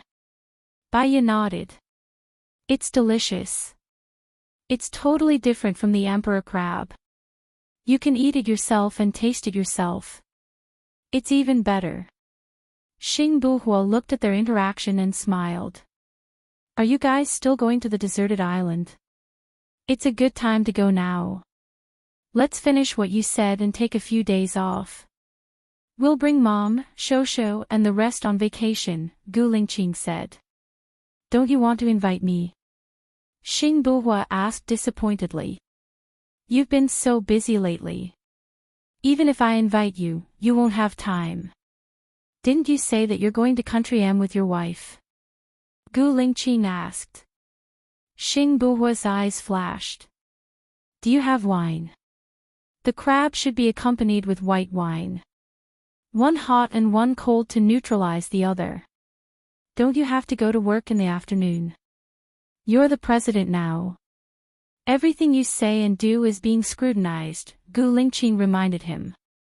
"I haven't had any rest since I became the president. Today is a gathering with my family. I can rest for half a day," Xing Buhua said sadly. "That position seems high and mighty. It's the pinnacle of power, but it's also the pinnacle of pressure. There are gains and losses. If you experience it, your name will go down in history." "I'll go get the wine," Gu Lingqing said. She stood up and went to the basement to get the wine. Xing Buhua looked at Bai Ye. "If I say that I regret my decision, will there be any medicine for regret?" Bai Ye had forgotten most of the past. She didn't remember Zhang Xingyu, Gu Lingqing or Xing Buhua. She didn't even remember what she said to Xing Buhua. There's no medicine for regret in this world. If you want to turn back and let go of your obsession, it's possible. However, you can't let go of it anymore, right? Bai Ye said gently. "The days I miss the most are the days when I was doing missions. I have ambitions. I want to be the president and avenge my parents," Xing Buhua sighed. "You should avenge your parents now and become the president," Bai Ye said. "Yes, but my heart is empty. It's not difficult to be the president. I just used a plan and I reached the peak. But it's hard to keep this position. I'm afraid that if I make the slightest mistake, I'll end up like Shanian, imprisoned for 2 years, or even longer. Because you're the president, you can't be an ordinary person. You need to be more strict with yourself and regulate your actions. Even if it's a decision, you have to think twice before you act. The greater the power, the greater the responsibility. God is fair to everyone, by his side. I understand now why Lingqing gave up the position of the president. He knew what he wanted and what the future would be like. He didn't want to pursue higher things. He wanted to be content. That's why you managed to protect yourself in the end. Xing Buhua looked at Bai Yi deeply. That's because I have you as my support. That's why I'm living a happy life now. We're a family. That's why Xiaoye and I will help you. Gu Lingqing came out with a bottle of white wine. Bai Yi went into the kitchen and took out 3 small cups. Song Shiyu was still cooking. Mom, come and eat. There are so many crabs. I'm full after eating them. You guys go eat first. I'll be back soon, Song Shiyu said with a smile. When she was young, she didn't like to be in the kitchen. She was afraid of cooking. At her age, her son wasn't by her side. She was satisfied to be able to cook for her son. Bai Yi didn't force her. She took the cups and went out. Gu Lingqing opened the bottle and poured 3 cups of wine. Xing Buhua raised his cup. This cup is for you and Bai Yi to grow old together. May you live a peaceful, healthy and happy life. Gu Lingqing raised his cup and clinked it with Xing Buhua. Bai Yi followed Gu Lingqing and clinked their cups with Xing Buhua. You too. May you live a peaceful and healthy life, Gu Lingqing said and drank it in one gulp. He filled up Xing Buhua's cup again. For the second cup, I hope that you and Bai Yi will be together forever and have a few babies. It's a waste not to have more babies with such good genes, Xing Buhua said jokingly and drank the wine in one gulp. Bai Yi realized that although Xing Buhua and Gu Lingqing looked exactly the same, their personalities were completely different. Xing Buhua was talkative and liked to laugh. He was always smiling. Even if he was sad, he would still smile. Gu Lingqing was a man of few words. He didn't like to laugh. He always kept a straight face. Even if he encountered something funny, he would only smile slightly. Let's eat the crab first. Don't drink so much wine directly.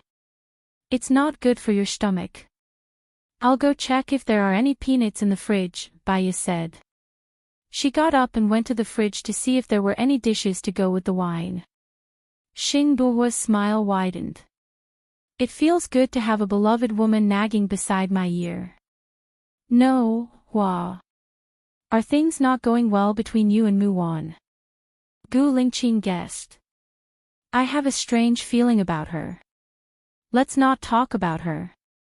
Let's talk about this crab. It looks really good. Xing Buhua changed the topic. If you like it, I'll buy some fresh ones from my comrade tomorrow and send them to you. Don't. This crab is only interesting when there are many people. If I eat it alone, I don't think it tastes good. If I want to eat it again next time, I'll come here again. It's convenient to fly anyway. Xing Buhua said and drank a cup of wine. Bai Yi really found some peanuts in the fridge. She poured them into a bowl, added some sour vinegar and sugar, and served it. Bai Yi, you believe in fortune tellers, don't you? Tell me, Lingqing and I look the same and are born the same. Why are our destinies so different? It's so far apart. Xing Buhua asked with a smile. Your names are different. Names can also affect destinies. So many people will look for fortune tellers when they want to name their children.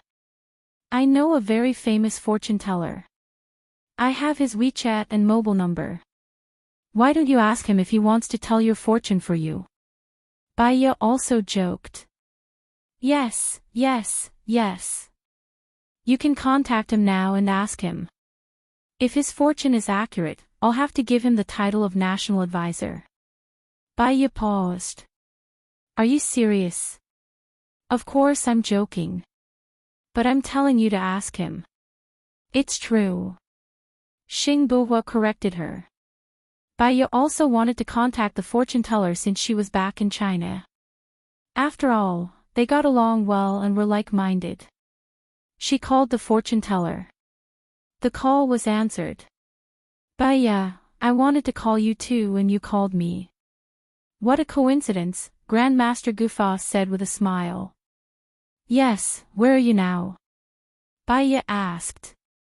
I've renounced asceticism today and rented a house. I'm going to look for a job tomorrow. Baya was stunned and asked in surprise, You've returned to the secular world.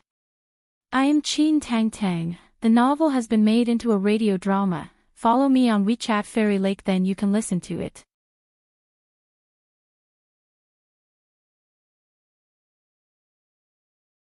Chapter 8:17.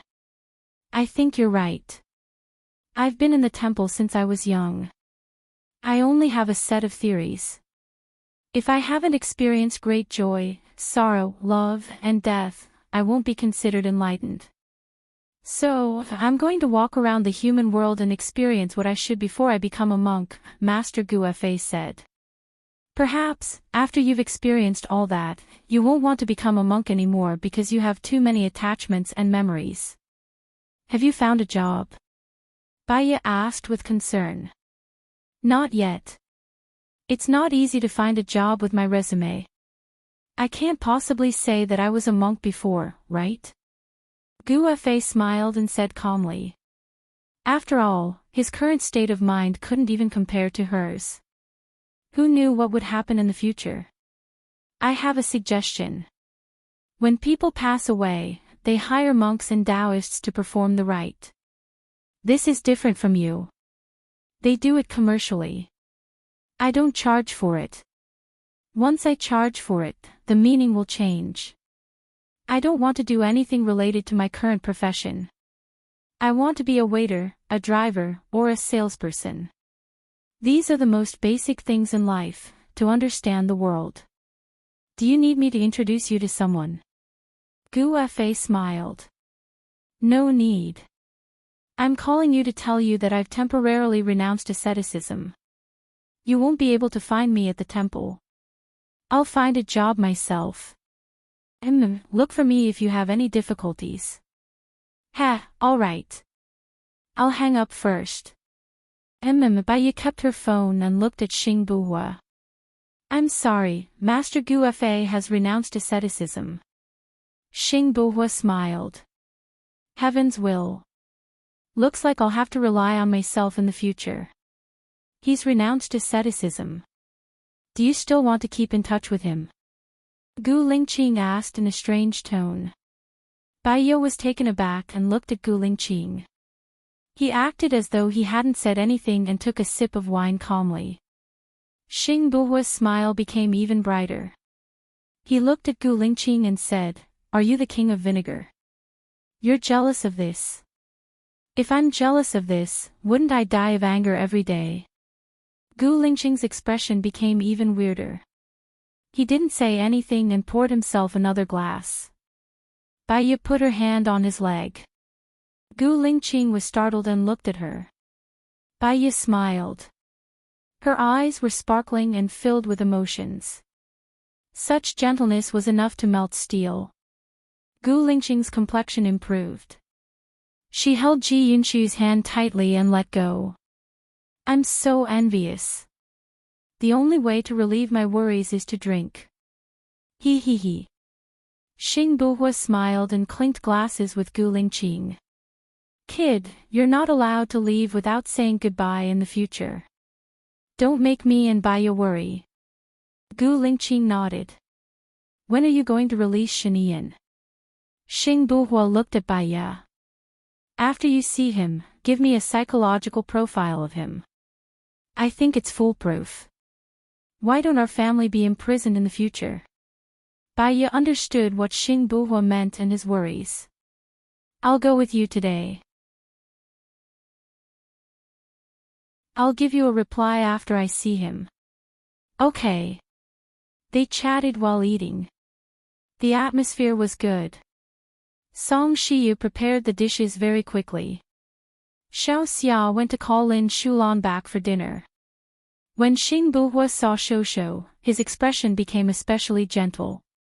He said to Shosho, "Shosho, call me uncle, uncle." Shosho stared at Xing Buhua's face. "Dad." Xing Buhua smiled. "I'm uncle, not dad. Call me uncle." Although Xing Buhua said that, he was overjoyed to hear Shosho call him dad. When Shosho was still in the womb, he kept him company and talked a lot with the little guy. He really wanted to treat Shosho as his own child. Shosho looked at Xing Buhua, then looked at Gu Lingqing. Two dads. Song Shiyu laughed. Don't make things difficult for Shosho. Shosho has always been with me. He's unfamiliar with Lingqing and Buhua. He can't tell which one is the dad. Lingqing, send Shosho to me and be my godson.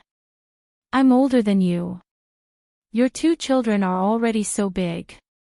I don't have any children yet, Xing Buhua said directly, acting coquettishly. Gu Lingqing looked at Baiya.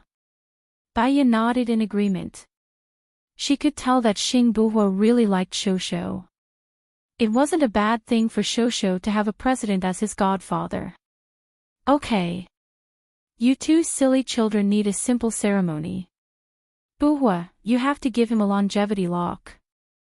As for Shosho, you have to give Buhua a cup of tea and call him godfather. Then, the ceremony will be done, Song Shiyu said. I don't have a longevity lock now. Let's make it clear. Next time, count it as an auspicious day. I'll get someone to check it when I get back and then call you, Xing Buhua said happily, his eyes fixed on Shosho's face. Shosho was very good looking. He had the good points of Baiya and Gu Lingqing. His eyes were big and round and his face was pink. The more one looked at him, the cuter he was. If you like children, let one have one too, Song Shiyu said.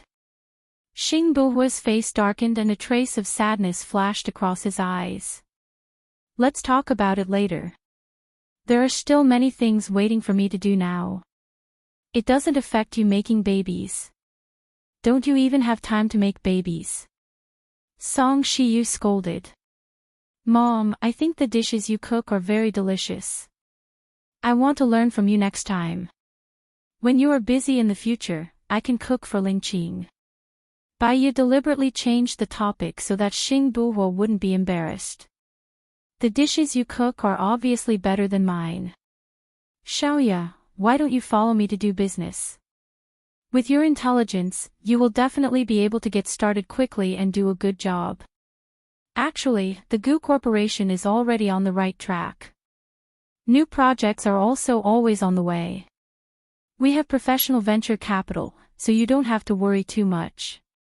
Song Shiyu encouraged. Well, Baiya paused. I majored in medicine and have also studied psychology for many years. Psychology is my specialty. I want to continue to study psychology. I'm not very suitable for business, and I don't want to use too much of my brain to do things that I'm not familiar with. I'm sorry, Mom. Song Shiyu was a little disappointed. Baiya looked at Gu Lingqing for help. Gu Lingqing caught the look in her eyes. When I was in business, Zhang Xingyu followed me everywhere and helped me a lot in business. He was also the one who negotiated a lot of business deals. I trust him. I want to put him in the company. He can help Mom solve a lot of troubles. That's good. Song Shiyu was happy. She actually wanted to spend more time with her children and her family. Business was not what she wanted in the first place. Lin Shulan lowered his head even more. In the future, Zhang Xingyu would become a core member of the Gu family. As for her, the distance between them grew even further. Baiye glanced at Lin Shulan and saw her disappointment and despair. It was normal for anyone to be upset over something for a while. But to be upset for the rest of one's life was akin to walking into a psychological barrier. I am Qin Tang Tang. The novel has been made into a radio drama. Follow me on WeChat Fairy Lake, then you can listen to it.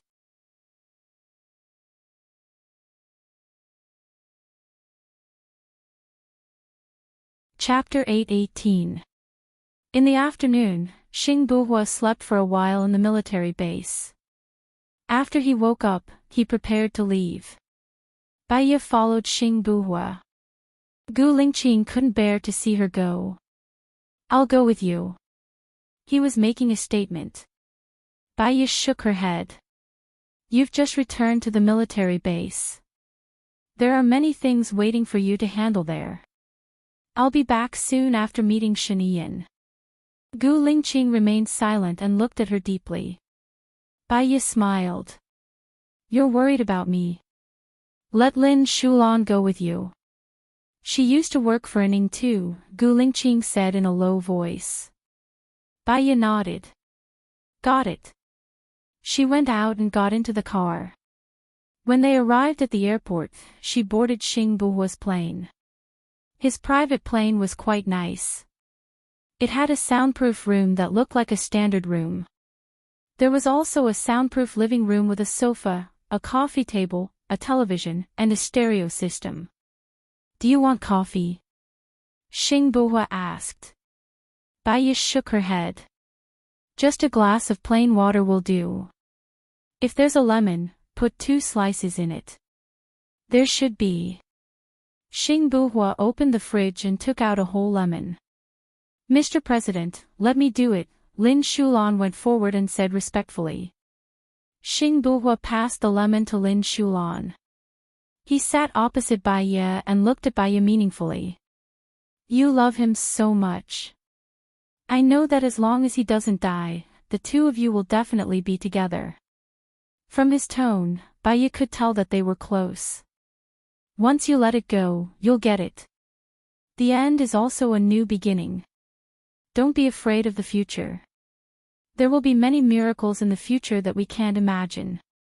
If I had cut the weeds and eliminated the roots back then, the current Chu Yubing would not be a match for me. I don't know if listening to you was wrong, but since I've already listened, I don't want to regret it. People have to look forward. Even if I die, at least I have a brother, right?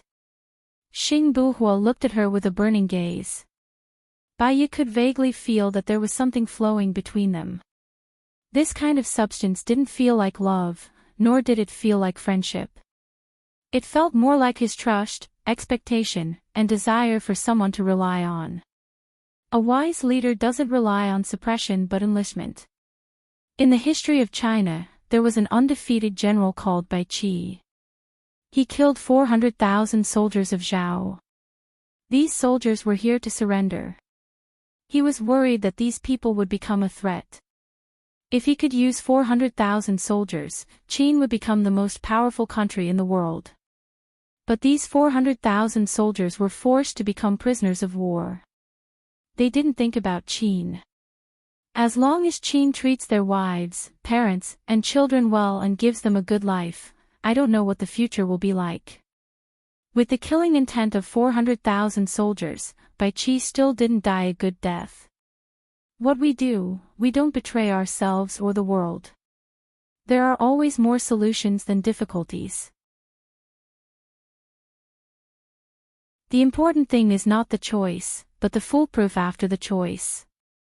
Fear can make people feel uneasy, but planning strategies can make people feel at ease.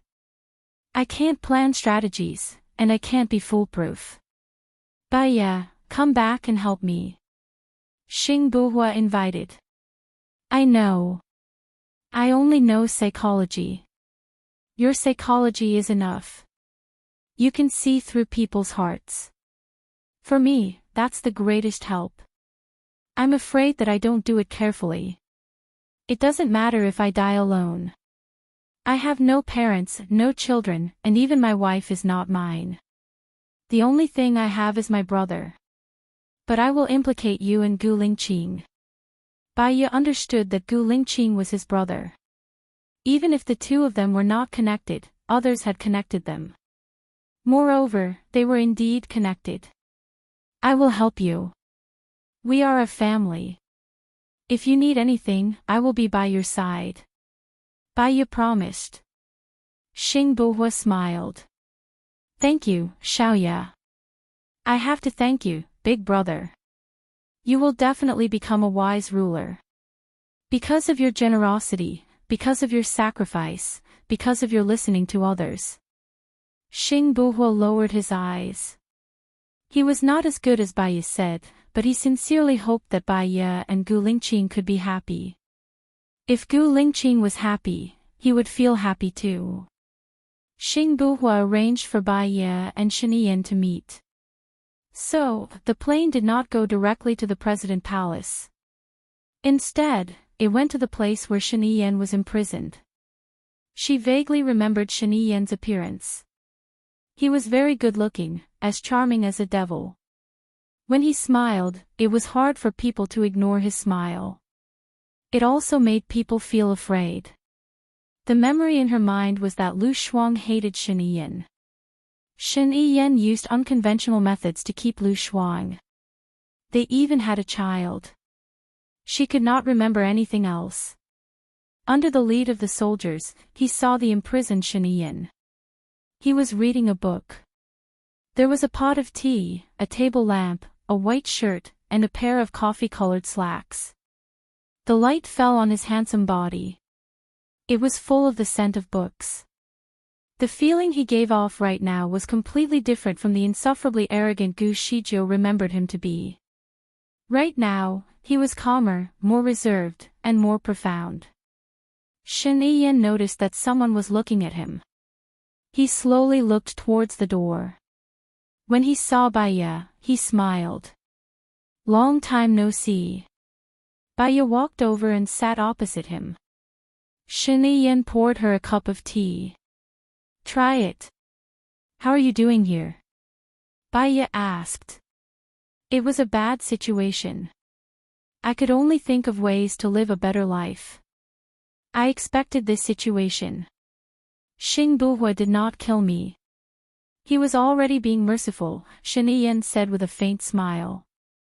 Chu Yubing is doing well now. He has become the new power of the Shen family, Bai Ye said deliberately. A long time ago, the Shen family deliberately cultivated him. After I fell from power, the Shen family must have placed all their hopes on him. Bai Ye picked up the cup and took a sip. The tea was good and fragrant. You fell from power.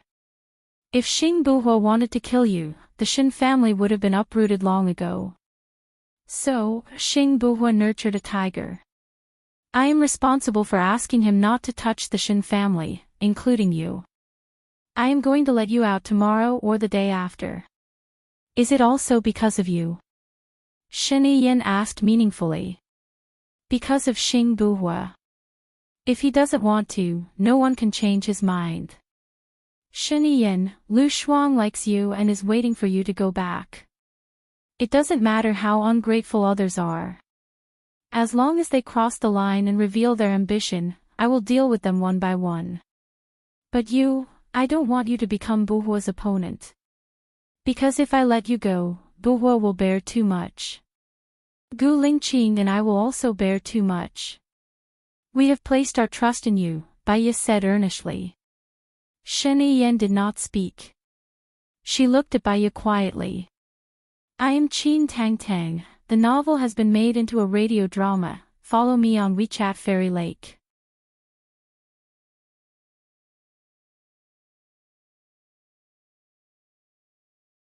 Chapter 8:19. Bai Ye saw something in his eyes. Shen Yiyan, can you promise me that you'll never do anything to Buhua? Shen Yiyan lowered his head and took a sip of tea. He put down the cup and looked at Bai Ye. I promise you that I'll never be Xing Buhua's enemy in this lifetime. Bai Ye smiled. I'll tell Buhua. He'll be able to let you go soon after he makes the preparations. Thank you, Baya, Shinian said in a low voice. Lu Shuang is my best friend. She needs you, and so does your child, Baya said. He stood up and walked out of the door. Shinian closed the book. The light from the lamp reflected in his eyes, rising and falling. Baya went out and found Xing Buhua. Big brother, let him go. He promises that he'll never be your enemy in this lifetime, Baya said. Xing Buhua took a deep breath. Although he had doubts, he nodded. Baya understood Xing Buhua's worries. In the future, Ling Qing and I will walk with Big Brother. We'll share our ups and downs, honor and disgrace. Shinian was pulled down from his position because he imprisoned Nangong Yu and wanted to attack the Nangong family. I can't let him go openly. M Nation will be unhappy if I do that. So, I'm going to fake his death, Xing Buhua said. He paused and looked at Baya. Okay, Baya answered. But I can't let him go myself. Otherwise, the fact that I let him go will be used against me in the future. It's best if the Shin family does it, Xing Buhua continued. The Shin family probably wouldn't do it. After all, they were very cautious now. You better not do it either, Xing Buhua reminded. I know. To some extent, I'm representing you. Shinian has an organization called Formless. How about we ask them to do it? Baya asked. They still exist. They're ready to go. It's not appropriate for you to go to them. They might betray you. I can ask Lu Shuang. Lu Shuang is Shinian's woman. She'll be more suitable. She just needs to convince Formless to do it. We'll set up a big fire here and make it look like Shinian died. But we have to make sure that no one is injured, Baya said. We need to plan this carefully. We need to make sure nothing goes wrong. I'll give you the map later. Take it back and discuss with Ling Qing about the specific operation plan. It's best if there are two plans A and B to prevent any accidents, Xing Buhua said solemnly. Baya nodded. I'll go to Country D tomorrow and contact Lu Shuang. I'll tell Shinian that he'll be released the day after tomorrow. I don't think he'll be able to make it in time. Tell him this. Okay, Xing Buhua answered. After he passed the map to Baya, he asked his subordinate to send Baya back to the military base. In just half an hour, Baya returned to the military base. It was already late. The street lights in the military base were turned on. They were brightly lit along the way, as if they were guiding her home. Whenever she thought of Gu Lingqing, her heart would feel warm. Soon, she arrived at the villa. Madam, you're back, Xiaoxia shouted. Shosho ran out of the room and passed the milk bottle to Baya. Mommy, mommy, drink, drink. Baya was charmed by Shosho's cuteness. She smiled. Shosho, drink. Mommy isn't hungry. She looked around and didn't see Gu Lingqing. Where's the chief? Chief is building Shosho's playground in the backyard. Lieutenant Colonel Zhang is there too, Xiaoxia said. Her face was slightly red. Lin Shulan looked down. Shulan, come with me. Let's see if you need help, Baya said. Lin Shulan replied with his head lowered. He followed behind Baya. When she walked into the forest beside the house, she heard banging sounds. In the forest, Gu Lingqing had set up a swing. Although it was still between two trees, he had set up an aluminum pillar to stabilize it. He was also careful and considerate to prevent the insects from falling from the trees. Baya smiled and continued to walk towards the backyard. Gu Lingqing had also set up a canopy in the backyard. The canopy was derived from the third floor. It was made of tempered glass and had an automatic sunshade. He had set up a small castle against the wall. The frame under the slide was filled with plastic balls. He had even placed a ball frame for children to play with. Next to the castle was a rocking chair. Gu Lingqing was installing a power supply. Zhang Xingyu had dug a pool next to the playground and was laying bricks. You've done so much in 2 hours. It feels like everything has changed. Baiye sighed. Gu Lingqing looked at her. There were other warriors who helped earlier, so it was fast. Shosho can play here in the future. It looks good. Even the fish pond is ready. It's better than my backyard in Seattle. Do you need help from Shulan? Baiye asked, rolling up her sleeves. The playground is almost ready. I've already installed the power supply. Zhang Xingyu can take his time to build the pond. There's no rush. There's no fish here anyway. What else do you need to do here? Gu Lingqing asked. Baiye looked at Gu Lingqing, touched. He had already prepared according to her wishes. Little Bai's nest doesn't seem to be ready.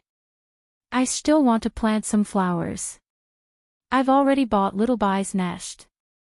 I'm going to put it in the forest tomorrow. After that, I'll bring Little Bai over and we'll help him choose a wife tomorrow. We'll have to postpone helping him choose a wife. I'm going to look for Lu Shuang tomorrow, Baiye said apologetically.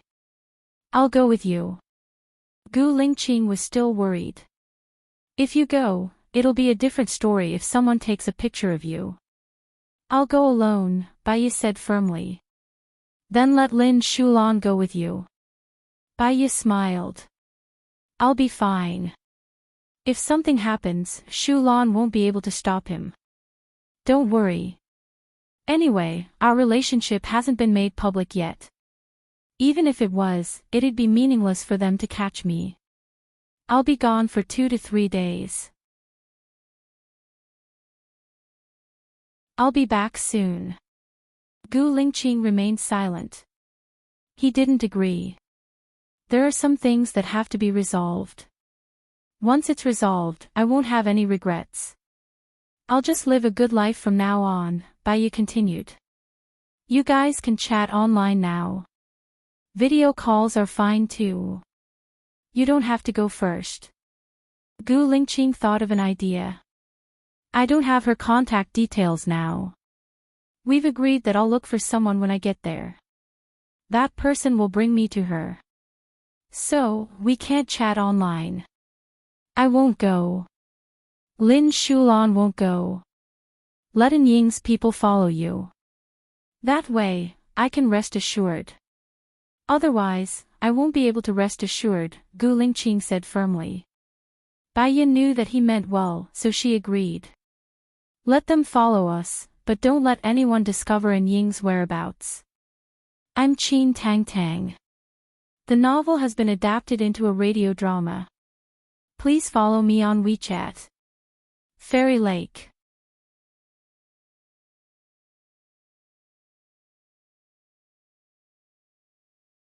Chapter 820. Let's have dinner. Gu Lingqing picked up the tools on the ground and said to Zhang Xingyu, who was still working, let's have dinner together. All right. Zhang Xingyu put down the tools in his hands happily, turned on the tap and washed his hands.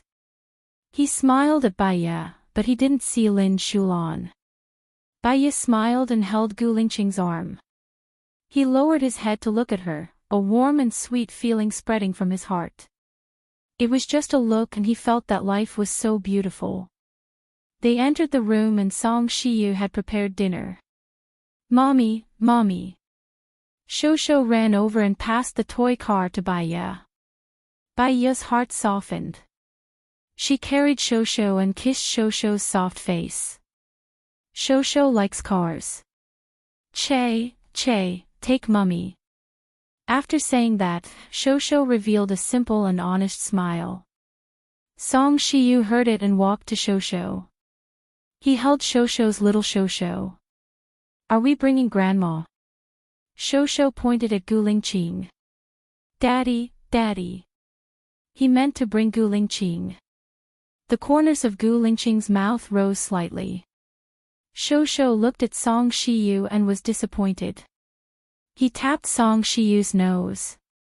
"Grandma, Grandma." Song Shiyu smiled.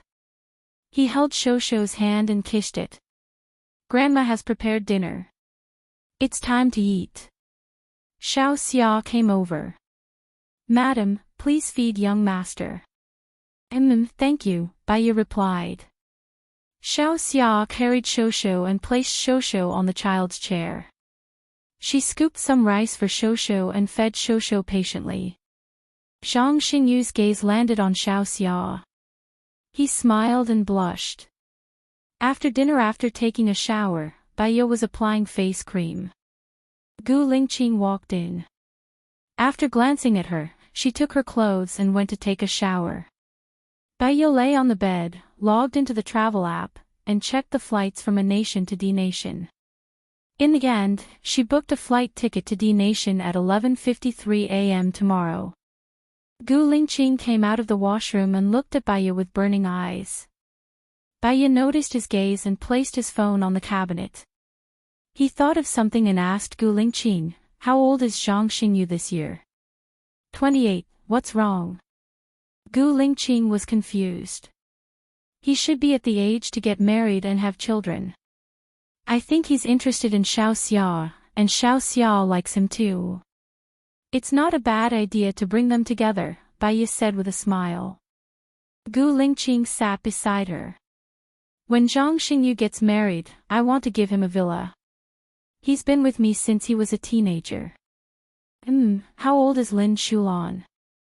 Baiye asked again. He should be younger than Zhang Xingyu. I'll have to look into it. Why? Do you want to introduce him to her too? Gu Lingqing hugged Baiye's waist. Her body smelled good and it smelled good.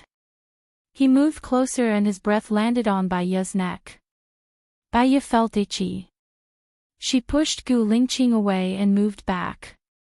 Gu Lingqing held her hand and said softly, "Don't push me away." His voice was too soft, but it had a strong penetrating power. It landed on her heart, and her abdomen was surging. Before she could think of how to reply, he kissed her on the lips. Gu Lingqing was strong, passionate, and could not be rejected. Soon, her body temperature was aroused by him, and her body was heating up. Gu Lingqing wanted to go in directly. Baiye said vaguely, "Lingqing, I'm not in my safe period." He answered. He lifted her waist and deepened the kiss. His love was like the spring rain, gentle and affectionate, falling on her body. Sometimes, it was like a storm, wild and raging. It played out one after another. In the end, he did not show his excitement. Baiye came back to her senses. Just as she was about to say something, Gu Lingqing held her cheek. "Xiaoya, let's get another girl." Baiye was slightly stunned. Gu Lingqing raised the corner of his mouth. Without saying anything, he kissed her on the lips. She liked children, and she had imagined having a house full of grandchildren. However, she and Gu Lingqing had just gotten together. She was not ready to have a child so soon. Moreover, Shou still needed to be taken care of. If she was pregnant, she would have less time to take care of Shou. In a daze, she fell asleep while thinking about all kinds of things. She was going to talk about Lin Shulan, but she was interrupted by a sudden rain and forgot to say it. The next day, she woke up naturally. It was 6:30, and Gu Lingqing was no longer there. After brushing her teeth and washing, she went out. Song Shiyu was busy in the kitchen. She did not disturb him. She went out of the courtyard and subconsciously walked to the back of the house. Zhang Xingyu was busy, and Gu Lingqing was not there. Zhang Xingyu noticed Baiye. He smiled and said, "Madam, are you looking for the chief?" The chief went to check on the soldiers' training. He will be back at 7:30. Since she saw Zhang Xingyu, she asked, Xingyu, what do you think of Xiao Xia? Ah. Zhang Xingyu was stunned. He blushed and scratched his head. Xiao Xia is very nice. She is very gentle and virtuous. She is also a doctor. I have seen her a few times at old madam's place. I have a good impression of her. Do you need me to ask for Xiao Xiao's opinion? Bai Ye asked. Madam, what do you mean? Zhang Xingyu's eyes flickered. You have to settle your marriage. You have been with Gu Lingqing, and Xiao Xia has been with me. If you like her, it will be a good thing. Xiao Xia is good at taking care of children. Bai Ye said meaningfully. Zhang Xingyu smiled shyly. I'm just afraid that she won't like me. Bai Ye paused. What about Shulan? What do you think of her? Zhang Xingyu's smile froze. We used to be comrades, but now, I am a little afraid of her. In her eyes, I am a disloyal and despicable person. It is quite embarrassing to see her. What if she likes you? What if all the insults are because she cares about you? Bai Ye probed. I don't have that kind of feeling towards her. It is the feeling of blushing and my heart palpitating when she looks at me. You have feelings for Xiao Xia. Zhang Xingyu lowered his head and scratched his head. He nodded. I understand. You go ahead with your work. I will ask for Xiao Xiao's opinion when I come back, Bai Ye said gently. Thank you, madam. Zhang Xingyu saluted. Bai Ye wanted to look for Gu Lingqing. But when she reached the entrance of the courtyard, she did not know where Gu Lingqing was watching the soldiers practice. Moreover, he was busy with his work. It was not appropriate for her to go there. She went back to the courtyard and sat on the swing. It was a chilly November morning. The air was fresh and quiet, but there was a sense of loneliness. Zhang Xingyu liked Xiao Xia, and Xiao Xia liked Zhang Xingyu. Lin Shulan was destined to be hurt. She had brought Zhang Xingyu and Xiao Xia together, which was a form of harm to Lin Shulan. She actually wanted Lin Shulan to get rid of the demons in his heart. He had wrongly given his heart to her. Only when he found his heart again could he be reborn. When she came back, she had to guide Lin Shulan and find her a Mr. Right. She wanted everyone around her to be happy. I am Qin Tang Tang. The novel has been made into a radio drama. Follow me on WeChat Fairy Lake.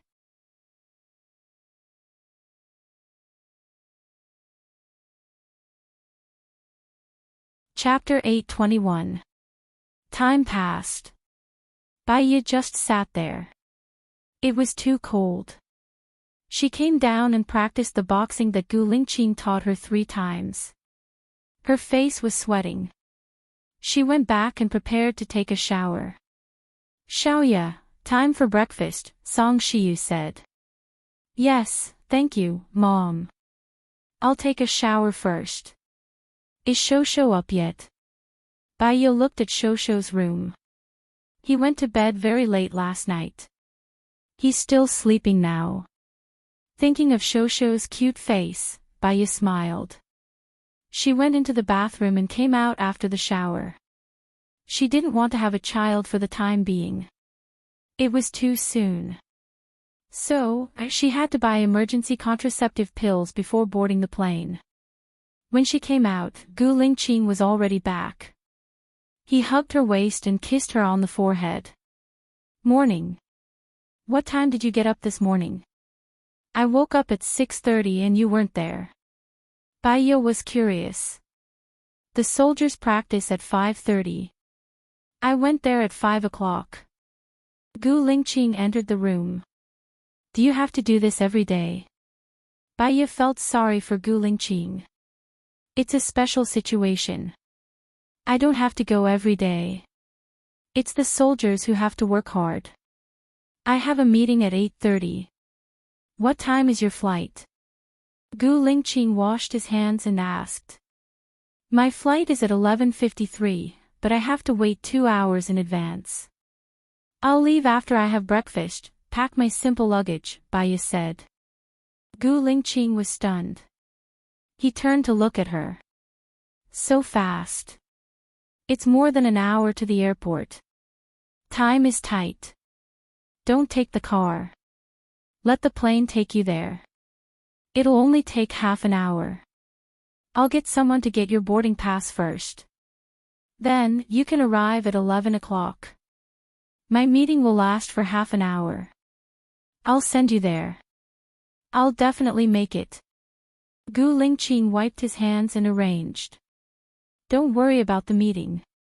You don't have to arrange a plane. It's too special. Just get someone to drive me to the airport.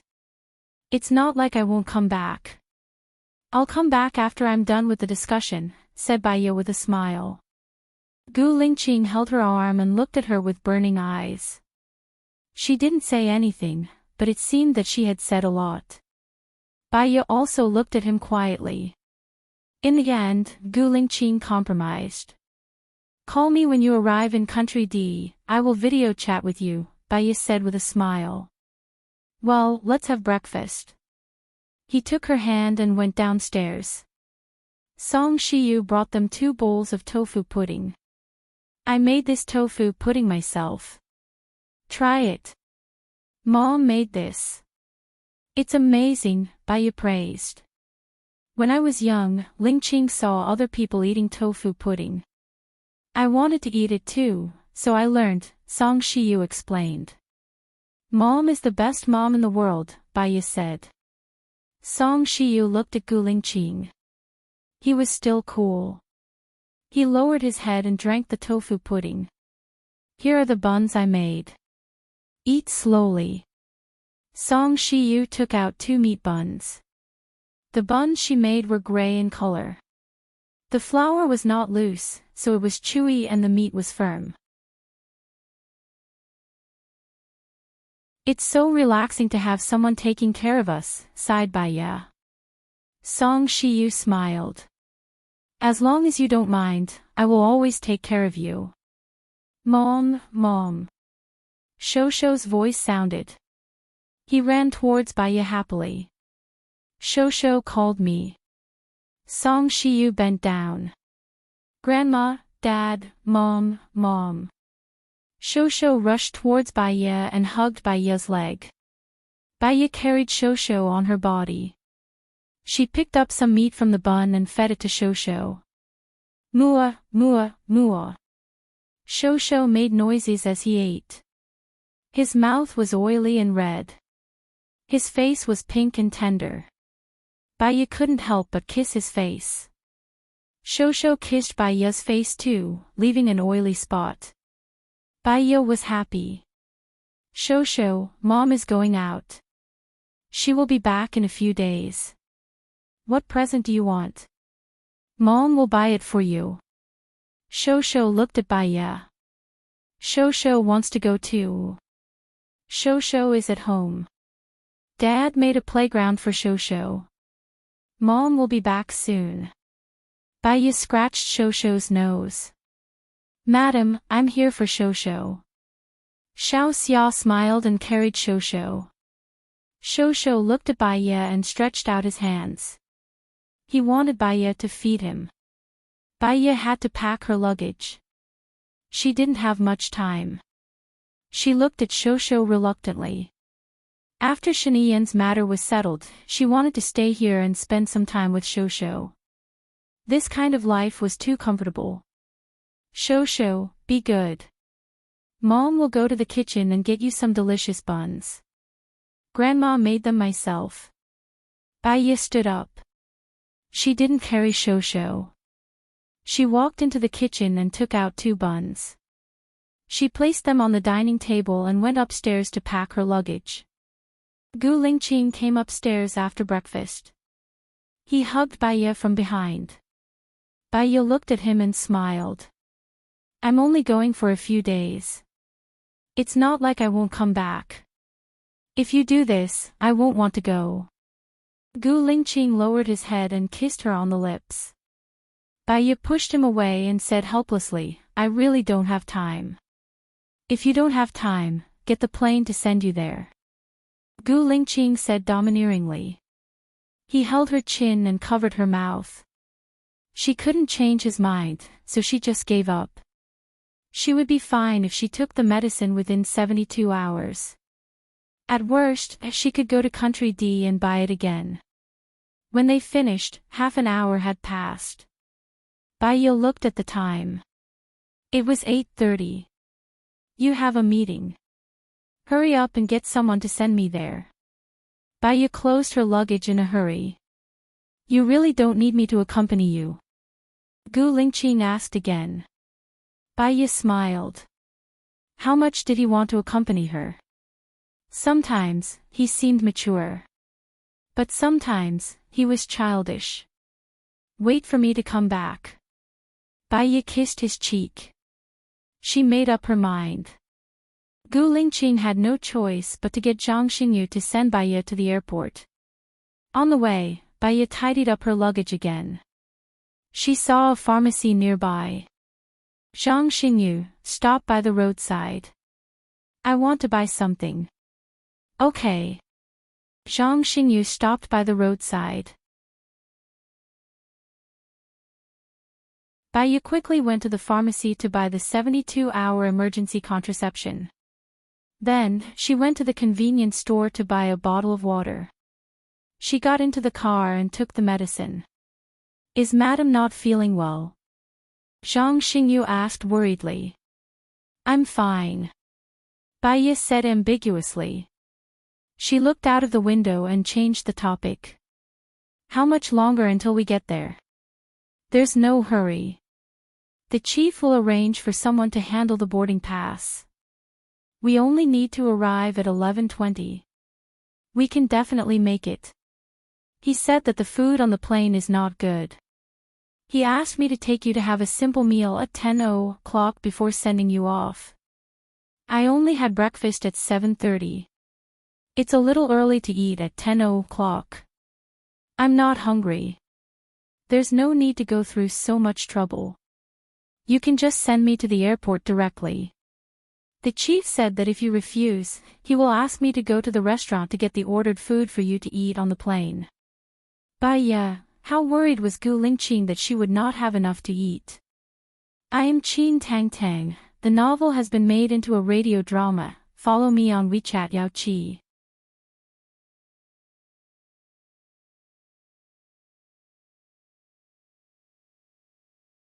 Chapter 822. However, she accepted his kind intentions. The plane flew for more than 6 hours, and she arrived in Country D. She had been sleeping on the plane. Fortunately, when she got off the plane, her head was only dizzy, but it didn't hurt. She went to the church to find the priest named Milo, according to the agreement she had with Lu Shuang. She expressed her intention, and the priest gave her a note. She searched according to the note and found that the door was closed, and there seemed to be no one inside. Did he go out? She saw the neighbor walking his dog, so she walked up and asked in a friendly manner, Hello, I want to ask, where did the neighbor go? You mean look. She left for a long time. A long time.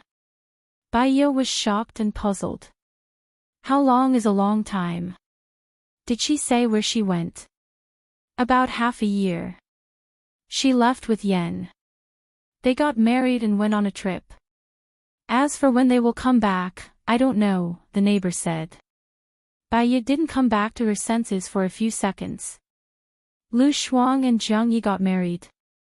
And they went on a trip together. How is that possible? What about Shinian?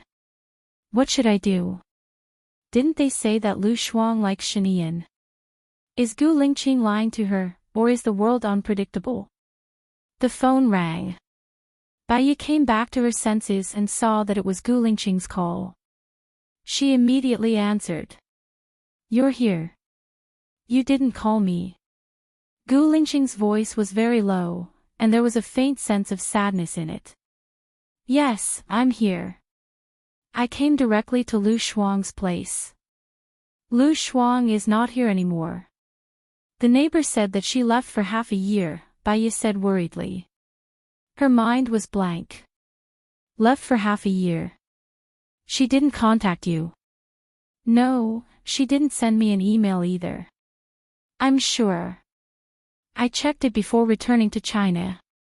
Where would she go? What should I do? I can't find her. Baiya was a little hesitant. The news was too shocking, and she was caught off guard. Don't worry. I have the heaven eyes, so I should be able to find out what happened half a year ago. I'll ask someone to check it now. Give me the address where Lu Shuang lived before, Gu Lingqing said. I will send it to you now, Baiya said quickly. The investigation may take a few days. When will you come back? Gu Lingqing asked worriedly. Tomorrow, I'll be back tomorrow. Okay. Text me after you buy the plane ticket. I'll send someone to pick you up, Gu Lingqing said softly. Her tone was much better than before. Baiya knew what Gu Lingqing was thinking. Although he didn't say it, he still cared about her very much. But where on earth did Lu Shuang go? If she couldn't find Lu Shuang, how could she save Shinian? Lu Shuang had married someone else. After Shinian came out, what could they do to stop Shinian's revenge? Baiya found a hotel nearby. After checking in, the more she thought about it, the more confused she became. She remembered that Lu Shuang didn't want to be with Shinian. She helped Lu Shuang escape. What happened after that? Why did Lu Shuang fall in love with Shinian? She called Su Changhe. Baiya, you're back. How do you feel? Su Changhe said warmly. Senior, do you know what happened to Lu Shuang? Baiya asked. Lu Shuang is your friend, right? I know a little. Can you tell me everything? Hearing Baiya's question, Su Changhe knew that she still hadn't remembered the past. She is the woman Shinian, the former president of a country. Shinian's wife is Hua Zixing from M country. Hua Zixing has a girl called Nan Gongyu. Shinian imprisoned Nan Gongyu for Lu Shuang. To protect Lu Shuang, Shinian even wanted to kill Nan Gongyu's brother. Because of this, Shinian was pulled down from the position of president and imprisoned. Lu Shuang was also sent away by Shinian. Does Lu Shuang like Shinian? Baiya asked. I'm not sure about this. You know what happened to you. Even if I ask, you won't tell me. Moreover, I didn't ask, Su Changhe said apologetically. She could feel that Shinian liked Lu Shuang. What mattered was Lu Shuang's feelings. She didn't have a headache at first, but when she thought about it, she had a terrible headache. Unconsciously, she fell asleep without eating. At night, she had a dream. She dreamed that she was surrounded by darkness. It was so dark that she couldn't see her own fingers. She was alone. She called Gu Lingqing's name, but no one answered her. A girl's voice appeared and kept repeating the same sentence, Who are you? You are not Baiya. Who are you? The voice was hoarse, and it was so sharp that it almost pierced her eardrums. Baiya woke up in shock. She sat up, sweating all over. She picked up her phone and looked at it. It was already 6:00 in the morning in D country. She calmed herself down and went to the bathroom to brush her teeth. When she came out, she sat on the bed and spaced out for a while. She was at her wit's end in D country. She might as well think of a way when she returned home. Moreover, she had to meet Shinian again. She opened the app and booked a flight back to China at 10:20 a.m. She got up and checked out of the room. She had breakfast at a nearby restaurant before heading to the airport. On the way, she sent a message to Gu Lingqing. I've booked a flight back to China at 10:20 a.m. I'll arrive in a country at around 10 a.m. tomorrow morning. You go ahead with your work. I'll contact you then. Gu Lingqing called her immediately. Bai Ye was slightly stunned. It was only 4 a.m. in a country now. Did you not sleep, or did I wake you up? Bai Ye asked apologetically. I haven't slept yet. I want to settle everything today. I'll accompany you in the afternoon, Gu Lingqing said softly. It's not good for your health. Don't stay up late if you don't have to. You're older than me. What if you get sick? Hurry up and rest. I know. There's one thing. Because of the memory problem, the videos from 6 months ago are all gone. Now they're using face recognition.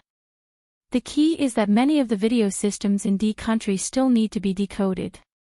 So, they can't find her in a short time. I'm sorry. What about Shaniyan? If Lu Shuang is not here, I'm not sure if Shaniyan will take revenge. Bai Ye consulted Gu Lingqing's opinion. You can't stop doing what you're supposed to do because of fear. Release Shaniyan as usual. He's not a bad person. If he's still in power, he should be a wise ruler. However, the political situation is unpredictable. There are many things that you can't do as you please. We'll discuss it after you come back. Well, if I can't mobilize Shaniyan's invisible force, I'll see if I can find mercenaries to solve this problem. No, we won't allow you to use mercenaries. This matter will become a weakness for him. I'll think of a way, Gu Lingqing said in a low voice. Okay. We'll talk about it when I come back. Go and rest early. Bai Ye said and hung up the phone. She had just arrived at the airport when 8 people blocked her way. Bai Ye wanted to escape subconsciously. She turned around and saw another 8 people walking towards her. I am Qin Tang Tang. The novel has been made into a radio drama. Follow me on WeChat Jade Lake.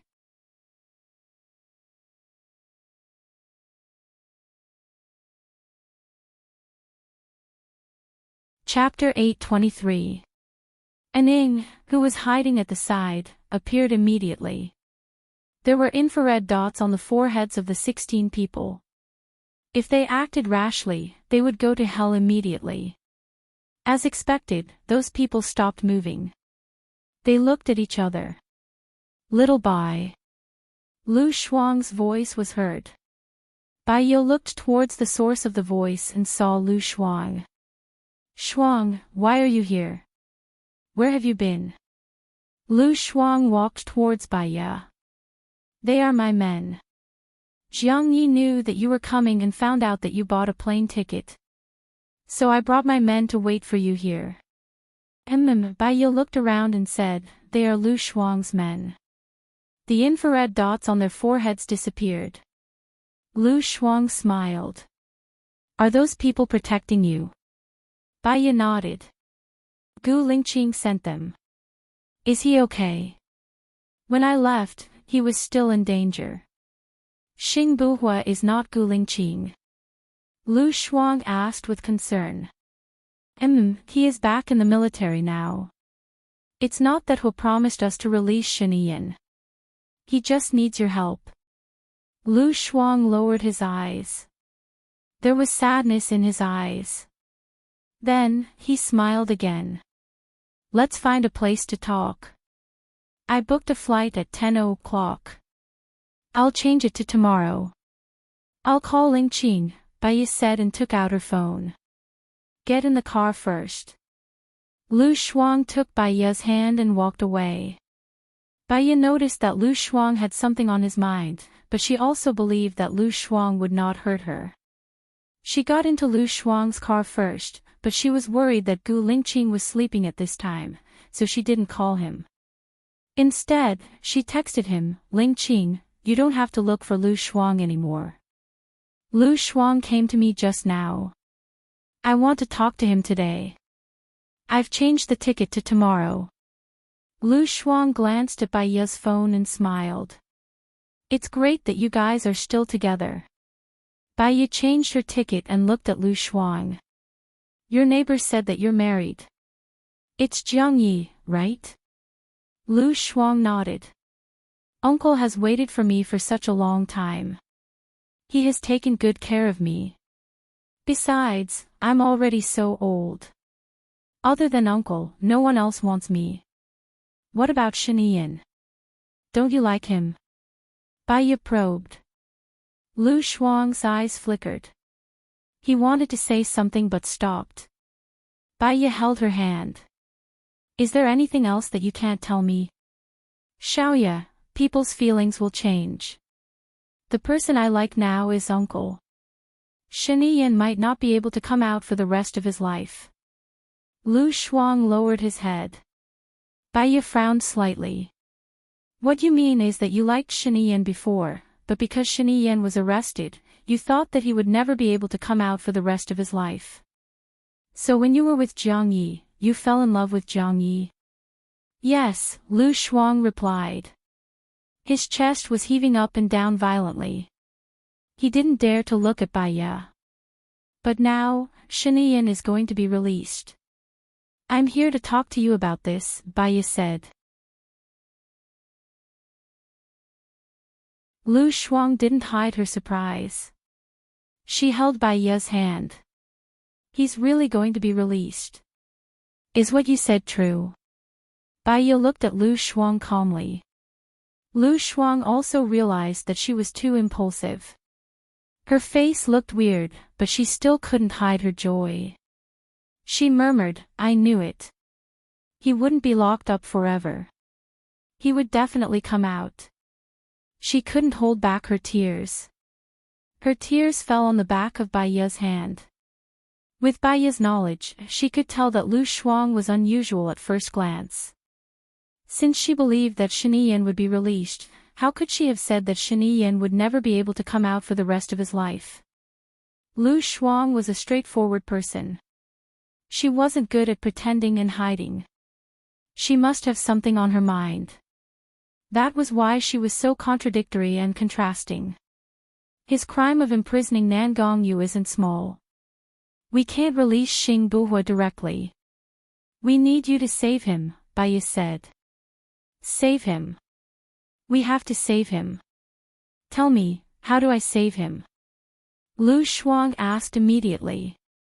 Baiya looked at the chauffeur. Let's get out of the car and take a walk. I haven't seen the scenery of Country D, bring me around. Lu Shuang knew that Baiya wanted to talk to him alone. He nodded. Okay. Stop the car. They held hands and went to the park nearby. Are you sure you don't have any listening devices on you? Baiya asked. I don't think so. But maybe someone put it on me. I don't know, Lu Shuang said uncertainly. Let's make sure everything is safe. I'll get someone to check on you. Baiya called Zhang Xingyu. After a while, a hidden figure came out. He used a device to check on the two of them and confirmed that there were no problems.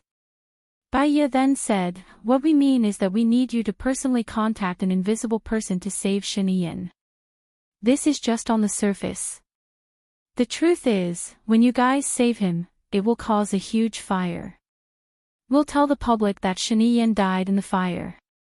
In fact, we'll release him and he'll live an incognito life. Xiao Bai. Lu Shuang wanted to say something but stopped.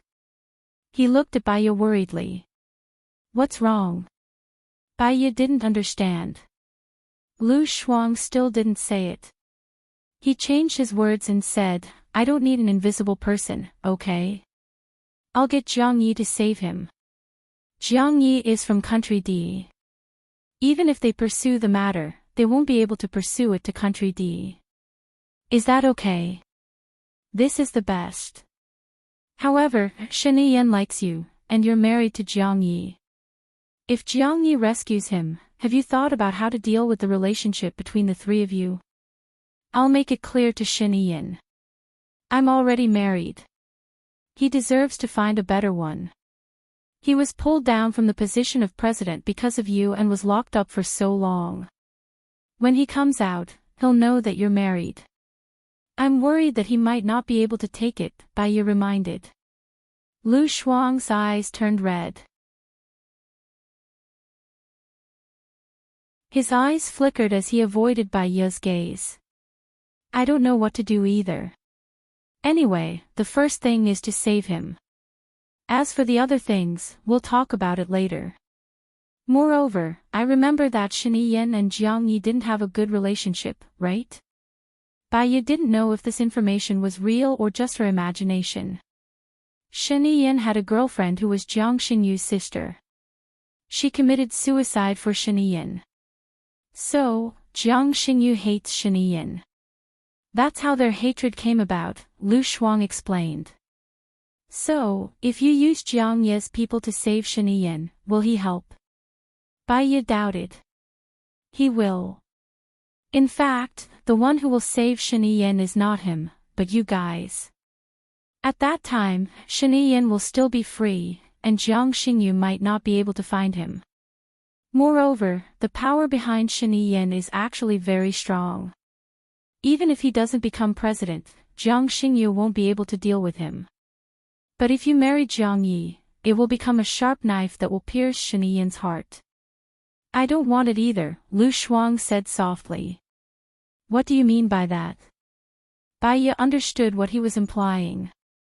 I am Qin Tang Tang. The novel has been made into a radio drama. Follow me on WeChat Fairy Lake.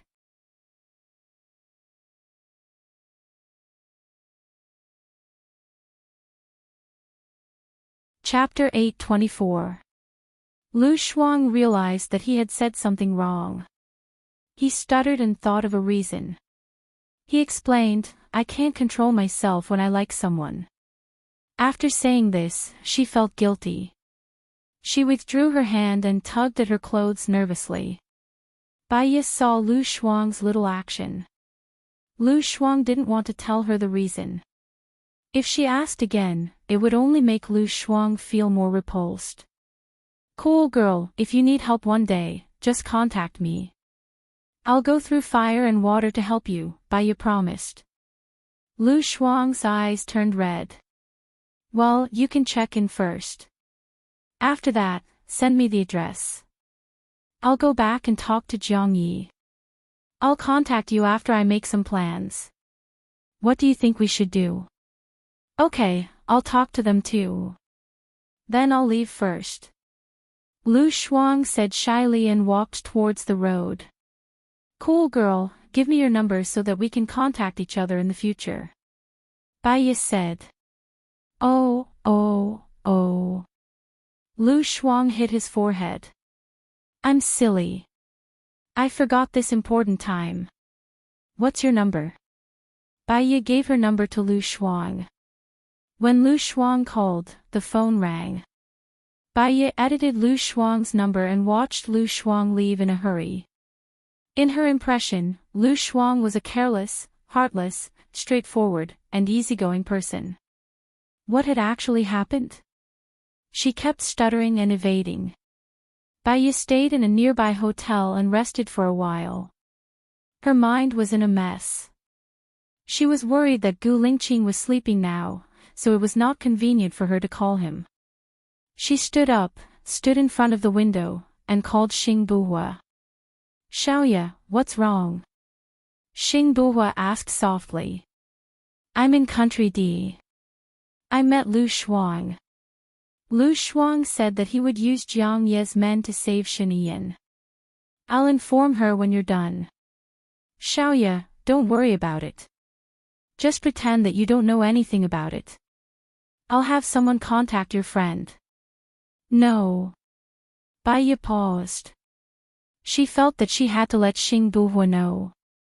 Lu Shuang married Jiang Yi. What? Then who will control Shen Yin? Xing Buhua was shocked. Even so, Lingqing and I still hope that you let Shen Yin go, Bai Yi said. Xing Buhua was silent on the other end. All of you have made up your mind. Good. I'll go with you.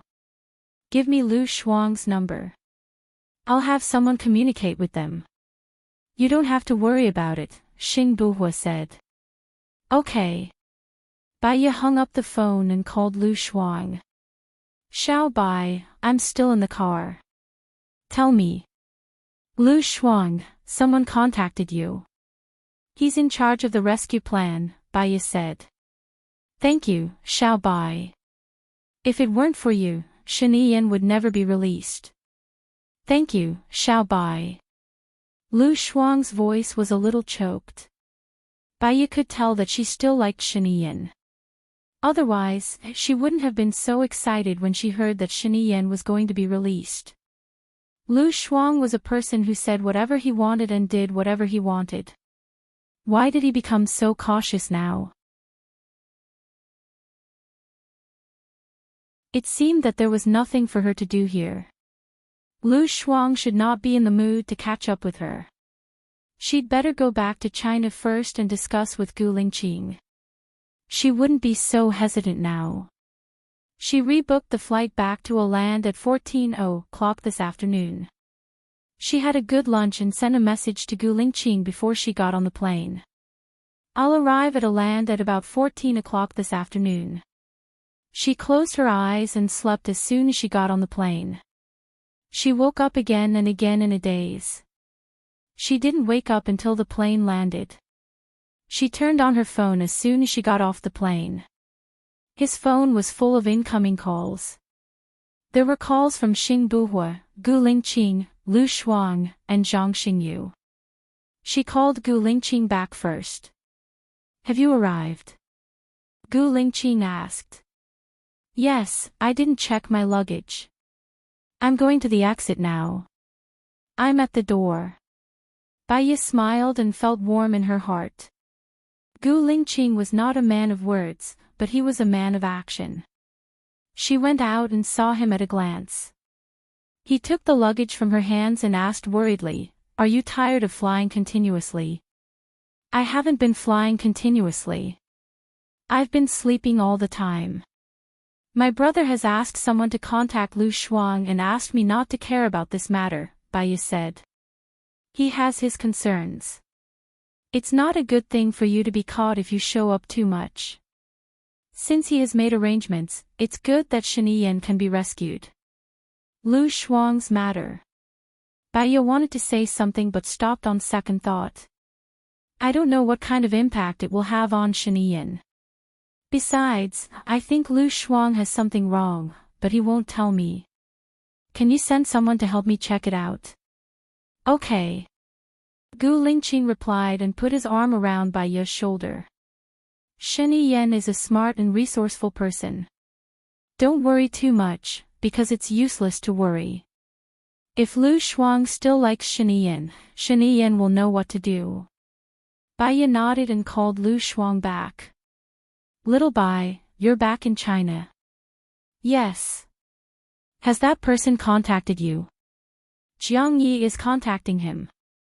After Shiniyan was rescued. Lu Shuang paused and didn't ask further. Is he okay now? Shuang, if you like him, then be with him. If you don't like him, then don't give him any more hope. When hope is shattered, it will be despair and hurt people's hearts.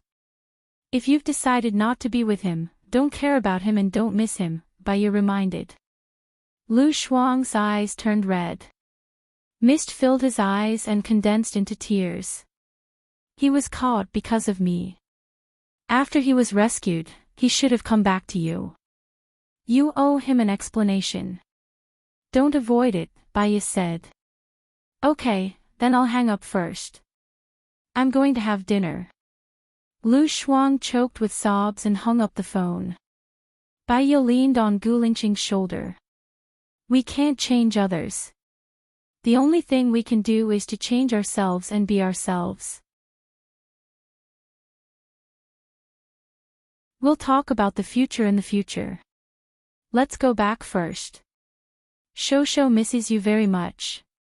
He wants to look for his mother early in the morning. Gu Lingqing changed the topic. Baiya thought of Shosho's cute face and smiled. Lingqing, Shosho is still young. He needs to be taken care of. Can you delay the matter of having another child? Gu Lingqing looked at her and nodded. There's still a long way to go. Bai Yi smiled and hugged his waist. They went to the VIP area together. She couldn't wait to see Shosho. I've already applied to arrange a job for you as a counselor. Your working hours will be from 12 to 5 p.m. on Thursdays. You're free at other times. What a free job. Didn't you say that you want to build a community for military families? I need you to do this. I've already applied for the land. You'll be busy from now on. If you can't take it, let me know, Gu Lingqing said carefully. Bai Yi smiled. She seemed to see happiness waving at her.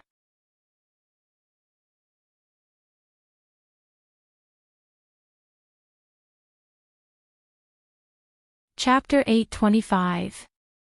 However, when she thought of Lu Shuang, her heart sank again. Although she rationally told herself that she couldn't do anything about it, that life was chosen by Lu Shuang, and that her own decisions weren't what Lu Shuang wanted, she still faintly felt sad, like a misty rain. Soon, they arrived at the military area and she went back to the villa. Shosho should be playing in the backyard. Gu Lingqing reminded her. Bai Yi put down her bag and rushed to the backyard. Shosho was sliding. When he saw Bai Yi coming, he stopped. Mom, Mom. Hug, hug. Bai Yi felt warm inside. She should have bought a gift for Shosho in Country D. Because she was preoccupied, she didn't buy a gift. She picked up Shosho apologetically. Mom will take you out to play later. Do you want to go? Go, go, go. Shosho was happy and smiled. Let's go now. Bai Yi returned to the room with Shosho in her arms. Gu Lingqing was still there. She said to Gu Lingqing, I will take Shosho out to play, go to the supermarket, and buy some snacks. What do you want to buy? I will ask someone to send it over. The supermarket in this town belongs to the Gu Corporation. Gu Lingqing said. There is fun in shopping and buying when you see the real thing. I will go with Shosho. I will go with you. Gu Lingqing said. Bai Yi smiled. You are busy with work. I will go with Shosho and Xiao Xia. Then bring Shu Lan too. Mom went on a business trip yesterday and will be back in a week. Bai Yi looked at the time on her watch. It was already 15 o'clock.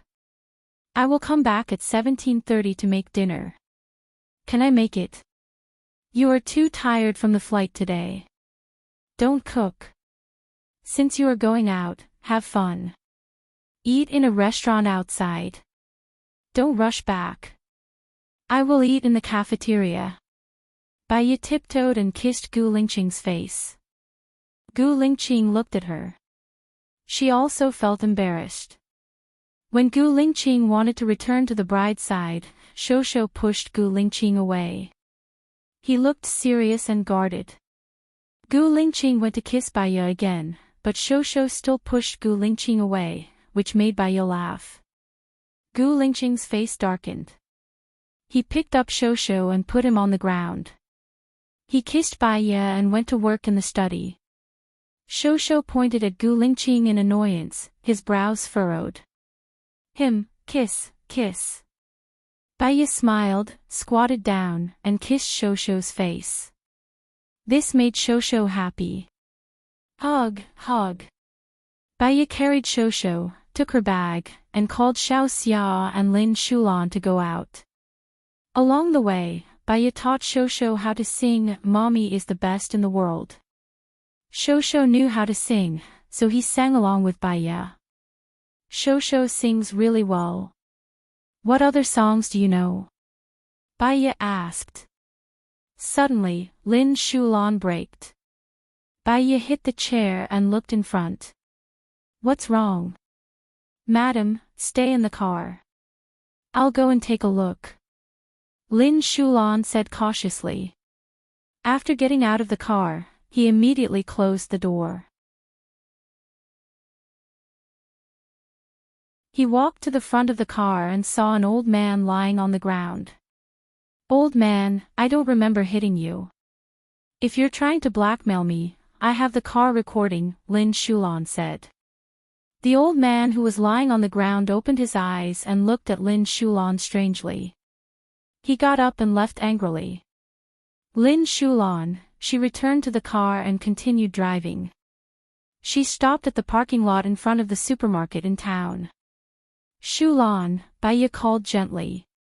Lin Shulan looked at Baya, nodded, and stood respectfully. "Madam." Baya smiled. "Let's talk later."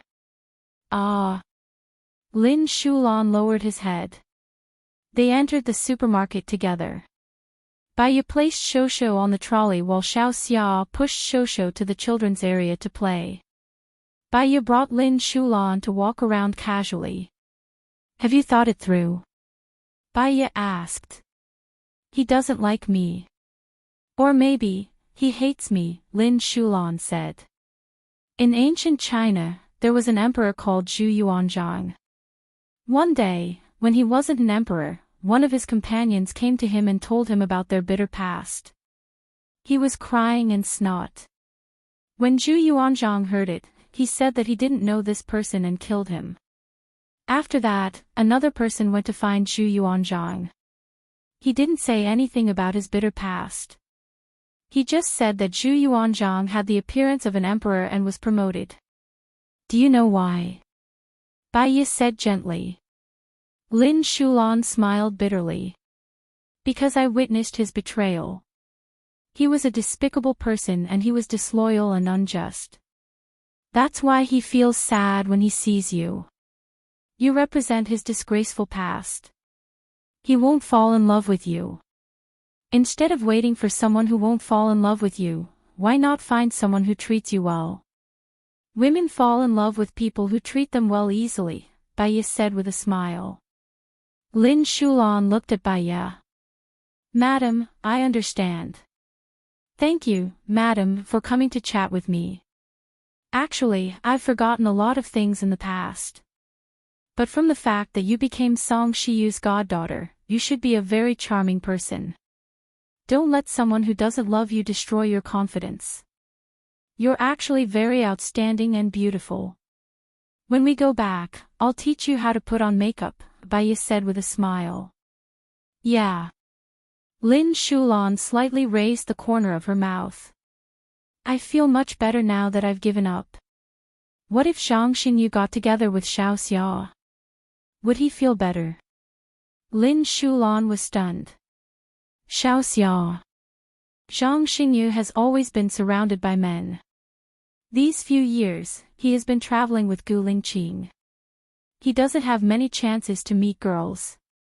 So, it's normal for him to get together with Xiao Xia, Baya explained. Lin Shulan nodded. "Yes, just like how I like Zhang Xingyu because I don't meet many men.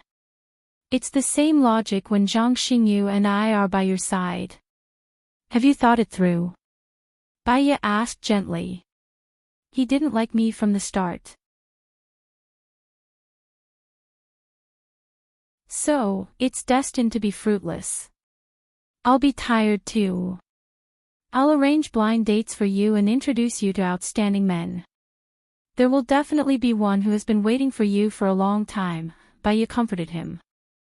"Thank you, madam," Lin Shulan said sincerely. "Let's go and see Shosho and the rest." "Okay, I'll buy it," Baya said readily. Shosho was elated. He hugged the car tightly and didn't let go. Baya walked to the vegetable section. She wanted to buy some vegetables. "Madam, fresh vegetables are delivered every day. You don't have to buy them today," Lin Shulan reminded her. Baya nodded. She didn't buy any vegetables. Instead, she bought a lot of snacks. When she went to the checkout counter, there was a man who kept looking at her. Baya glanced at the man. He was very good-looking. He had handsome features and a deep expression. He was dressed very trendy, but he gave off a bad vibe. His every movement had the aura of a nobleman.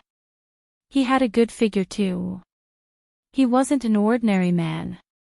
He was the type that attracted women. Moreover, she felt a strong sense of familiarity with him. She also felt a faint sadness. But, she just couldn't remember.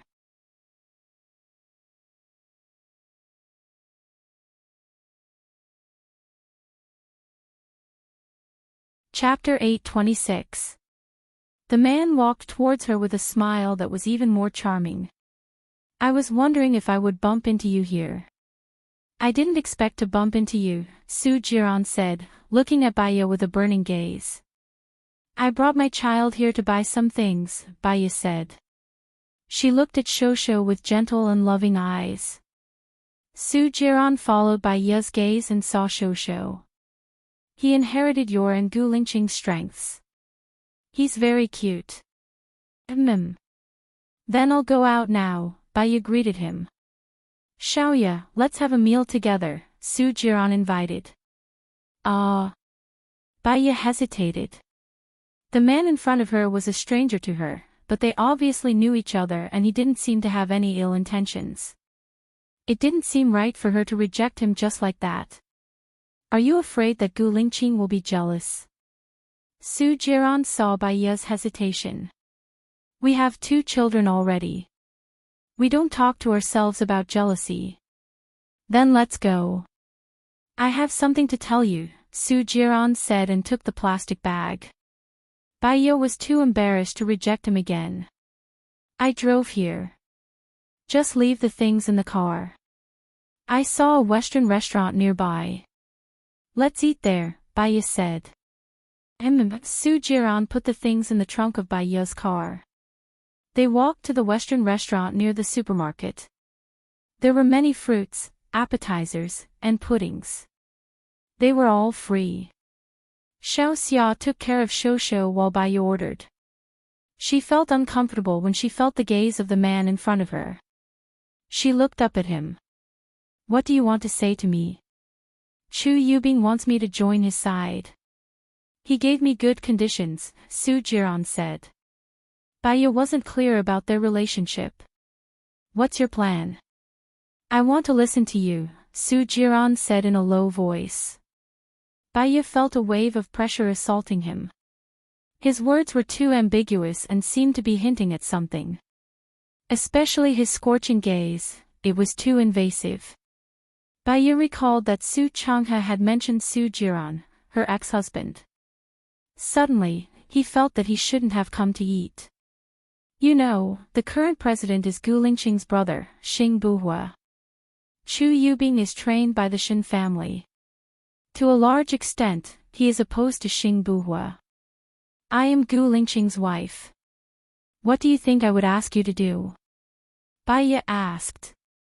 I'll do whatever you want me to do. What about you? What do you want to do? Baya asked. Su Jiran looked at Baya without saying a word. Baya stood up. I want to help you. I want to do what you want to do, Su Jiran said. Actually, you don't have to. I'll feel burdened if you do this. After all, we're in the past. It's not nice to keep you hanging. You should find a new life, Baya said and walked outside. Xiao Xia followed immediately with Shosho in her arms. Someone stopped Baya at the door. Baya turned around and looked at Su Jiran. She curled her lips and her eyes became cold. What do you mean? I mean no harm. Let's have a meal together and I'll send you back. Baya stared at Su Jiran. Many complicated thoughts flashed through her mind. After all, she didn't want to make enemies with Xing Buhua. She sat back down. I tried my best to have 2 girlfriends. I wanted to start a good life, but I got bored after a month. I went to see a psychiatrist. The psychiatrist said that I haven't let go of my past. Whoever started the trouble should solve it. Please help me, Su Jiran expressed. I will never betray Gu Lingqing in this life. I don't want to leave him again. I don't want to do anything that will hurt him. Love is not possession. It's wishing for the other party's happiness. If you still want to possess me, then it's definitely not love. It's because you're unwilling. Su Jiran smiled bitterly. I'm indeed unwilling.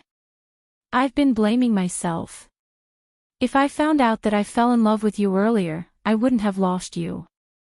There's no medicine for regret in this world. You can't go back to what you've missed. You should look forward. Okay, Su Jiran replied and smiled.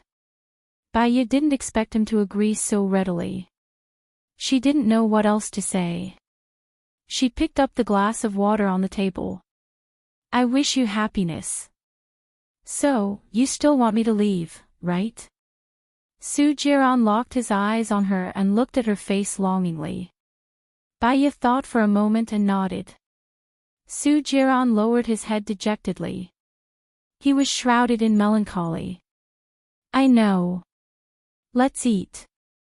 After eating, I'll reject Chu Yubing and leave country A. Baiya felt embarrassed when she saw him being so easy to talk to.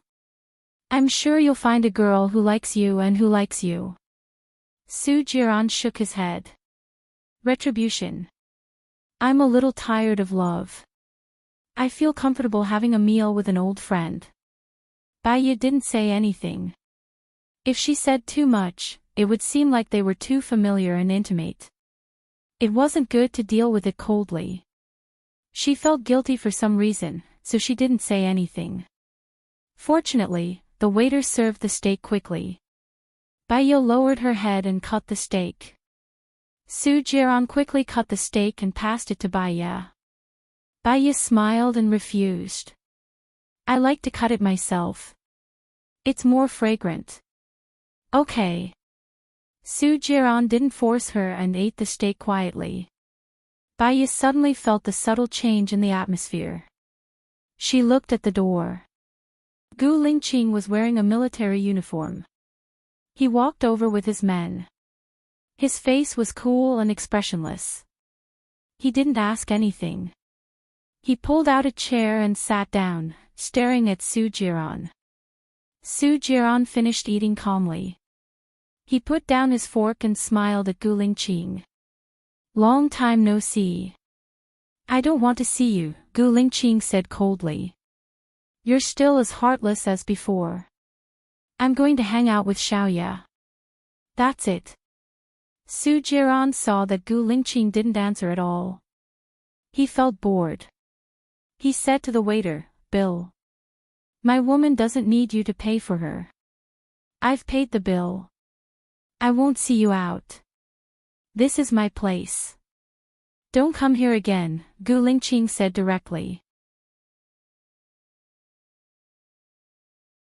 He held Baiya's hand and stood up. He took Baiya's hand and walked away.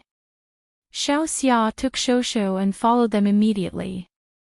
Su Jiran looked at Gu Lingqing holding Baiya's hand and left. If he had been so tight, he would be the one holding Baiya's hand now. Now, he could only be alone. In the car. Gu Lingqing didn't say anything with a cold face. Baiya looked at him. He didn't even change his clothes. It was obvious that he came in a hurry. She shouldn't have had dinner with her ex-husband. You know, I have no memory, so I didn't know he was my ex-husband. I'm sorry. Gu Lingqing looked at her and held her hand. I'm not angry at you. I'm just upset that I didn't go with you. My work today is important, but it's not urgent. I can go with you. Baiya smiled. She felt sweet in her heart. She leaned her head on Gu Lingqing's shoulder and looked at the road ahead. He told me that Chu Yubing was looking for him. It seems that Chu Yubing is ambitious. The royal family. It's normal. I expected it. I'm afraid that during the days when we disappeared, he did a lot of things that we don't know, Gu Lingqing said meaningfully.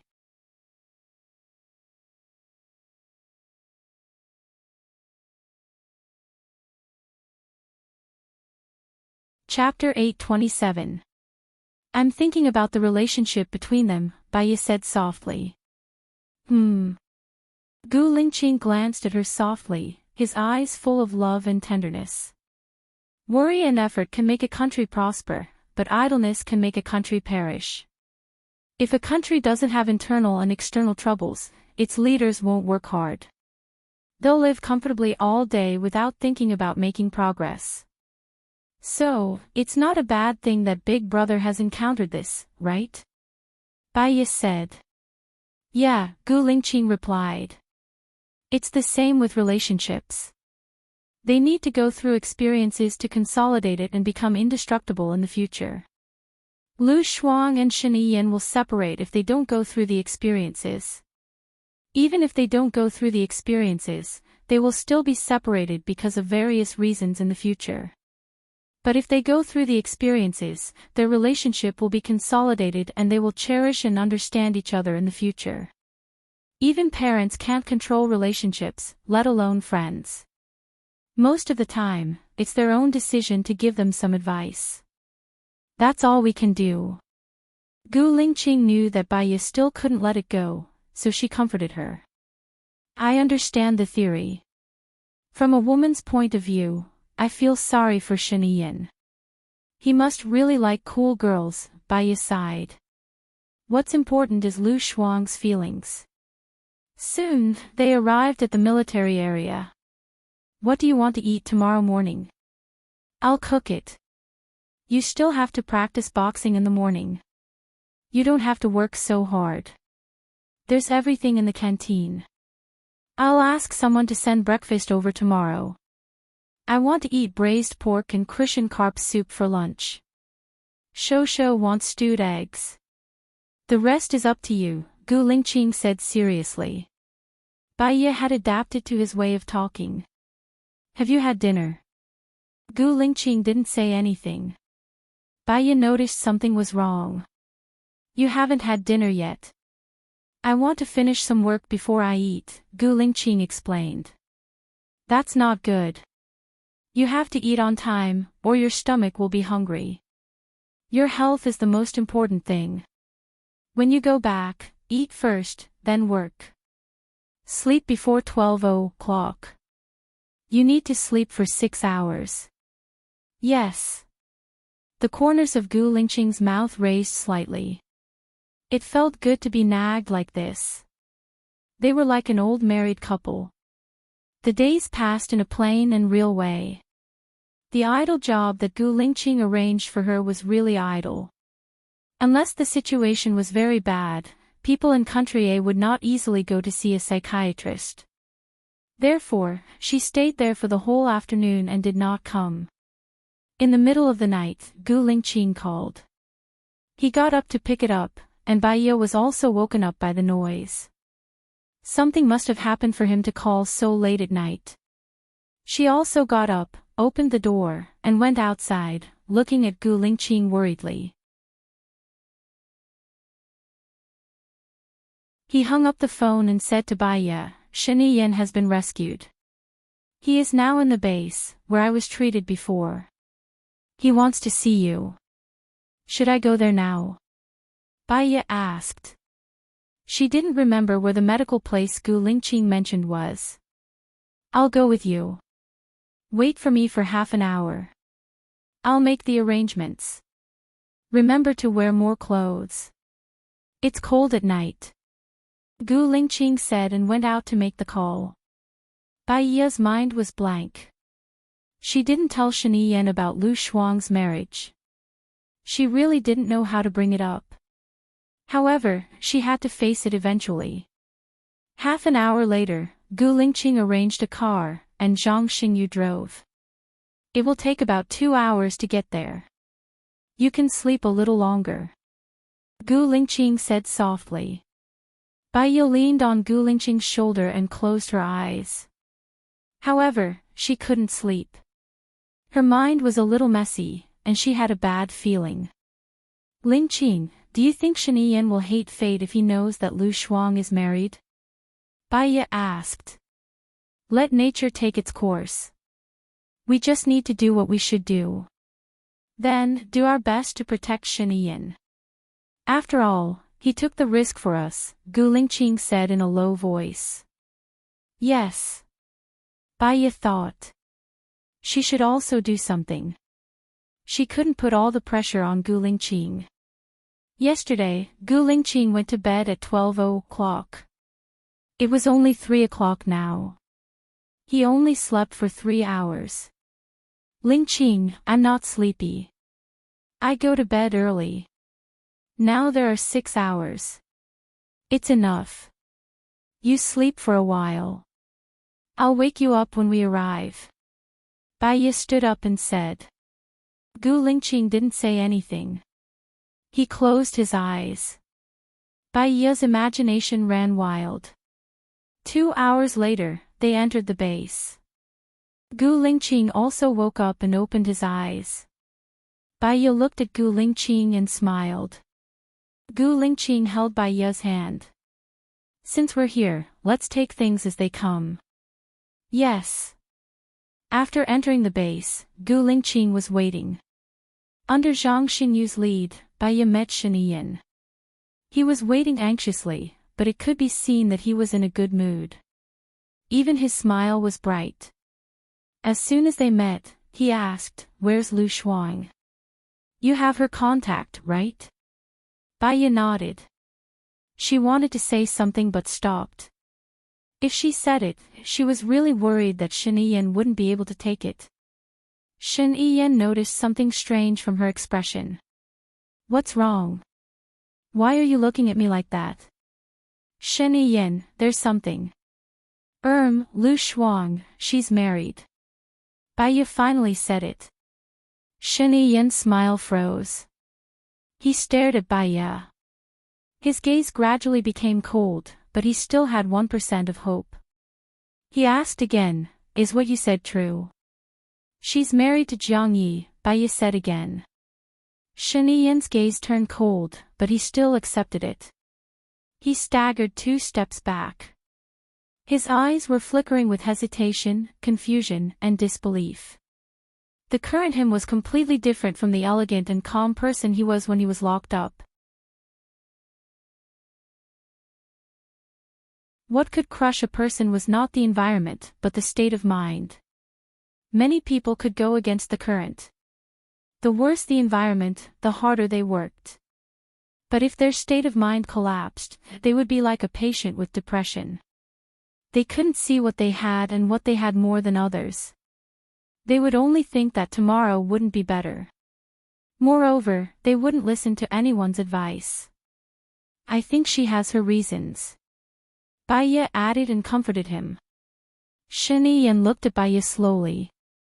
Her face was pale and her eyes were bloodshot. Even in her pupils, there was something fermenting. "You have her phone number, right?" "Yes, I'll call her now." "You can tell her personally." Bai Yi still hoped that Shen Yiyan could be with Lu Shuang. She took out her phone and dialed Lu Shuang's number. "I'm sorry, the number you have dialed does not exist." The cold voice of the machine came from the phone. Bai Yi looked at the number again. She made sure that it was the number she had talked to on the phone before and dialed it again. "I'm sorry, the number you have dialed does not exist." The cold voice of the machine was still on the other end of the phone. Bai Yi couldn't stay calm anymore. What was Lu Shuang doing? He didn't even want to contact her. He even went missing without a word of explanation. You're tuning into the LoveLore Library YouTube channel. We're so grateful for your support, and don't forget to subscribe to join us on this incredible journey through captivating stories. Your generosity through donations truly makes a world of difference, as it's the primary source of revenue that allows me to expand and enhance this channel for you. Thank you from the bottom of my heart for being a part of this adventure.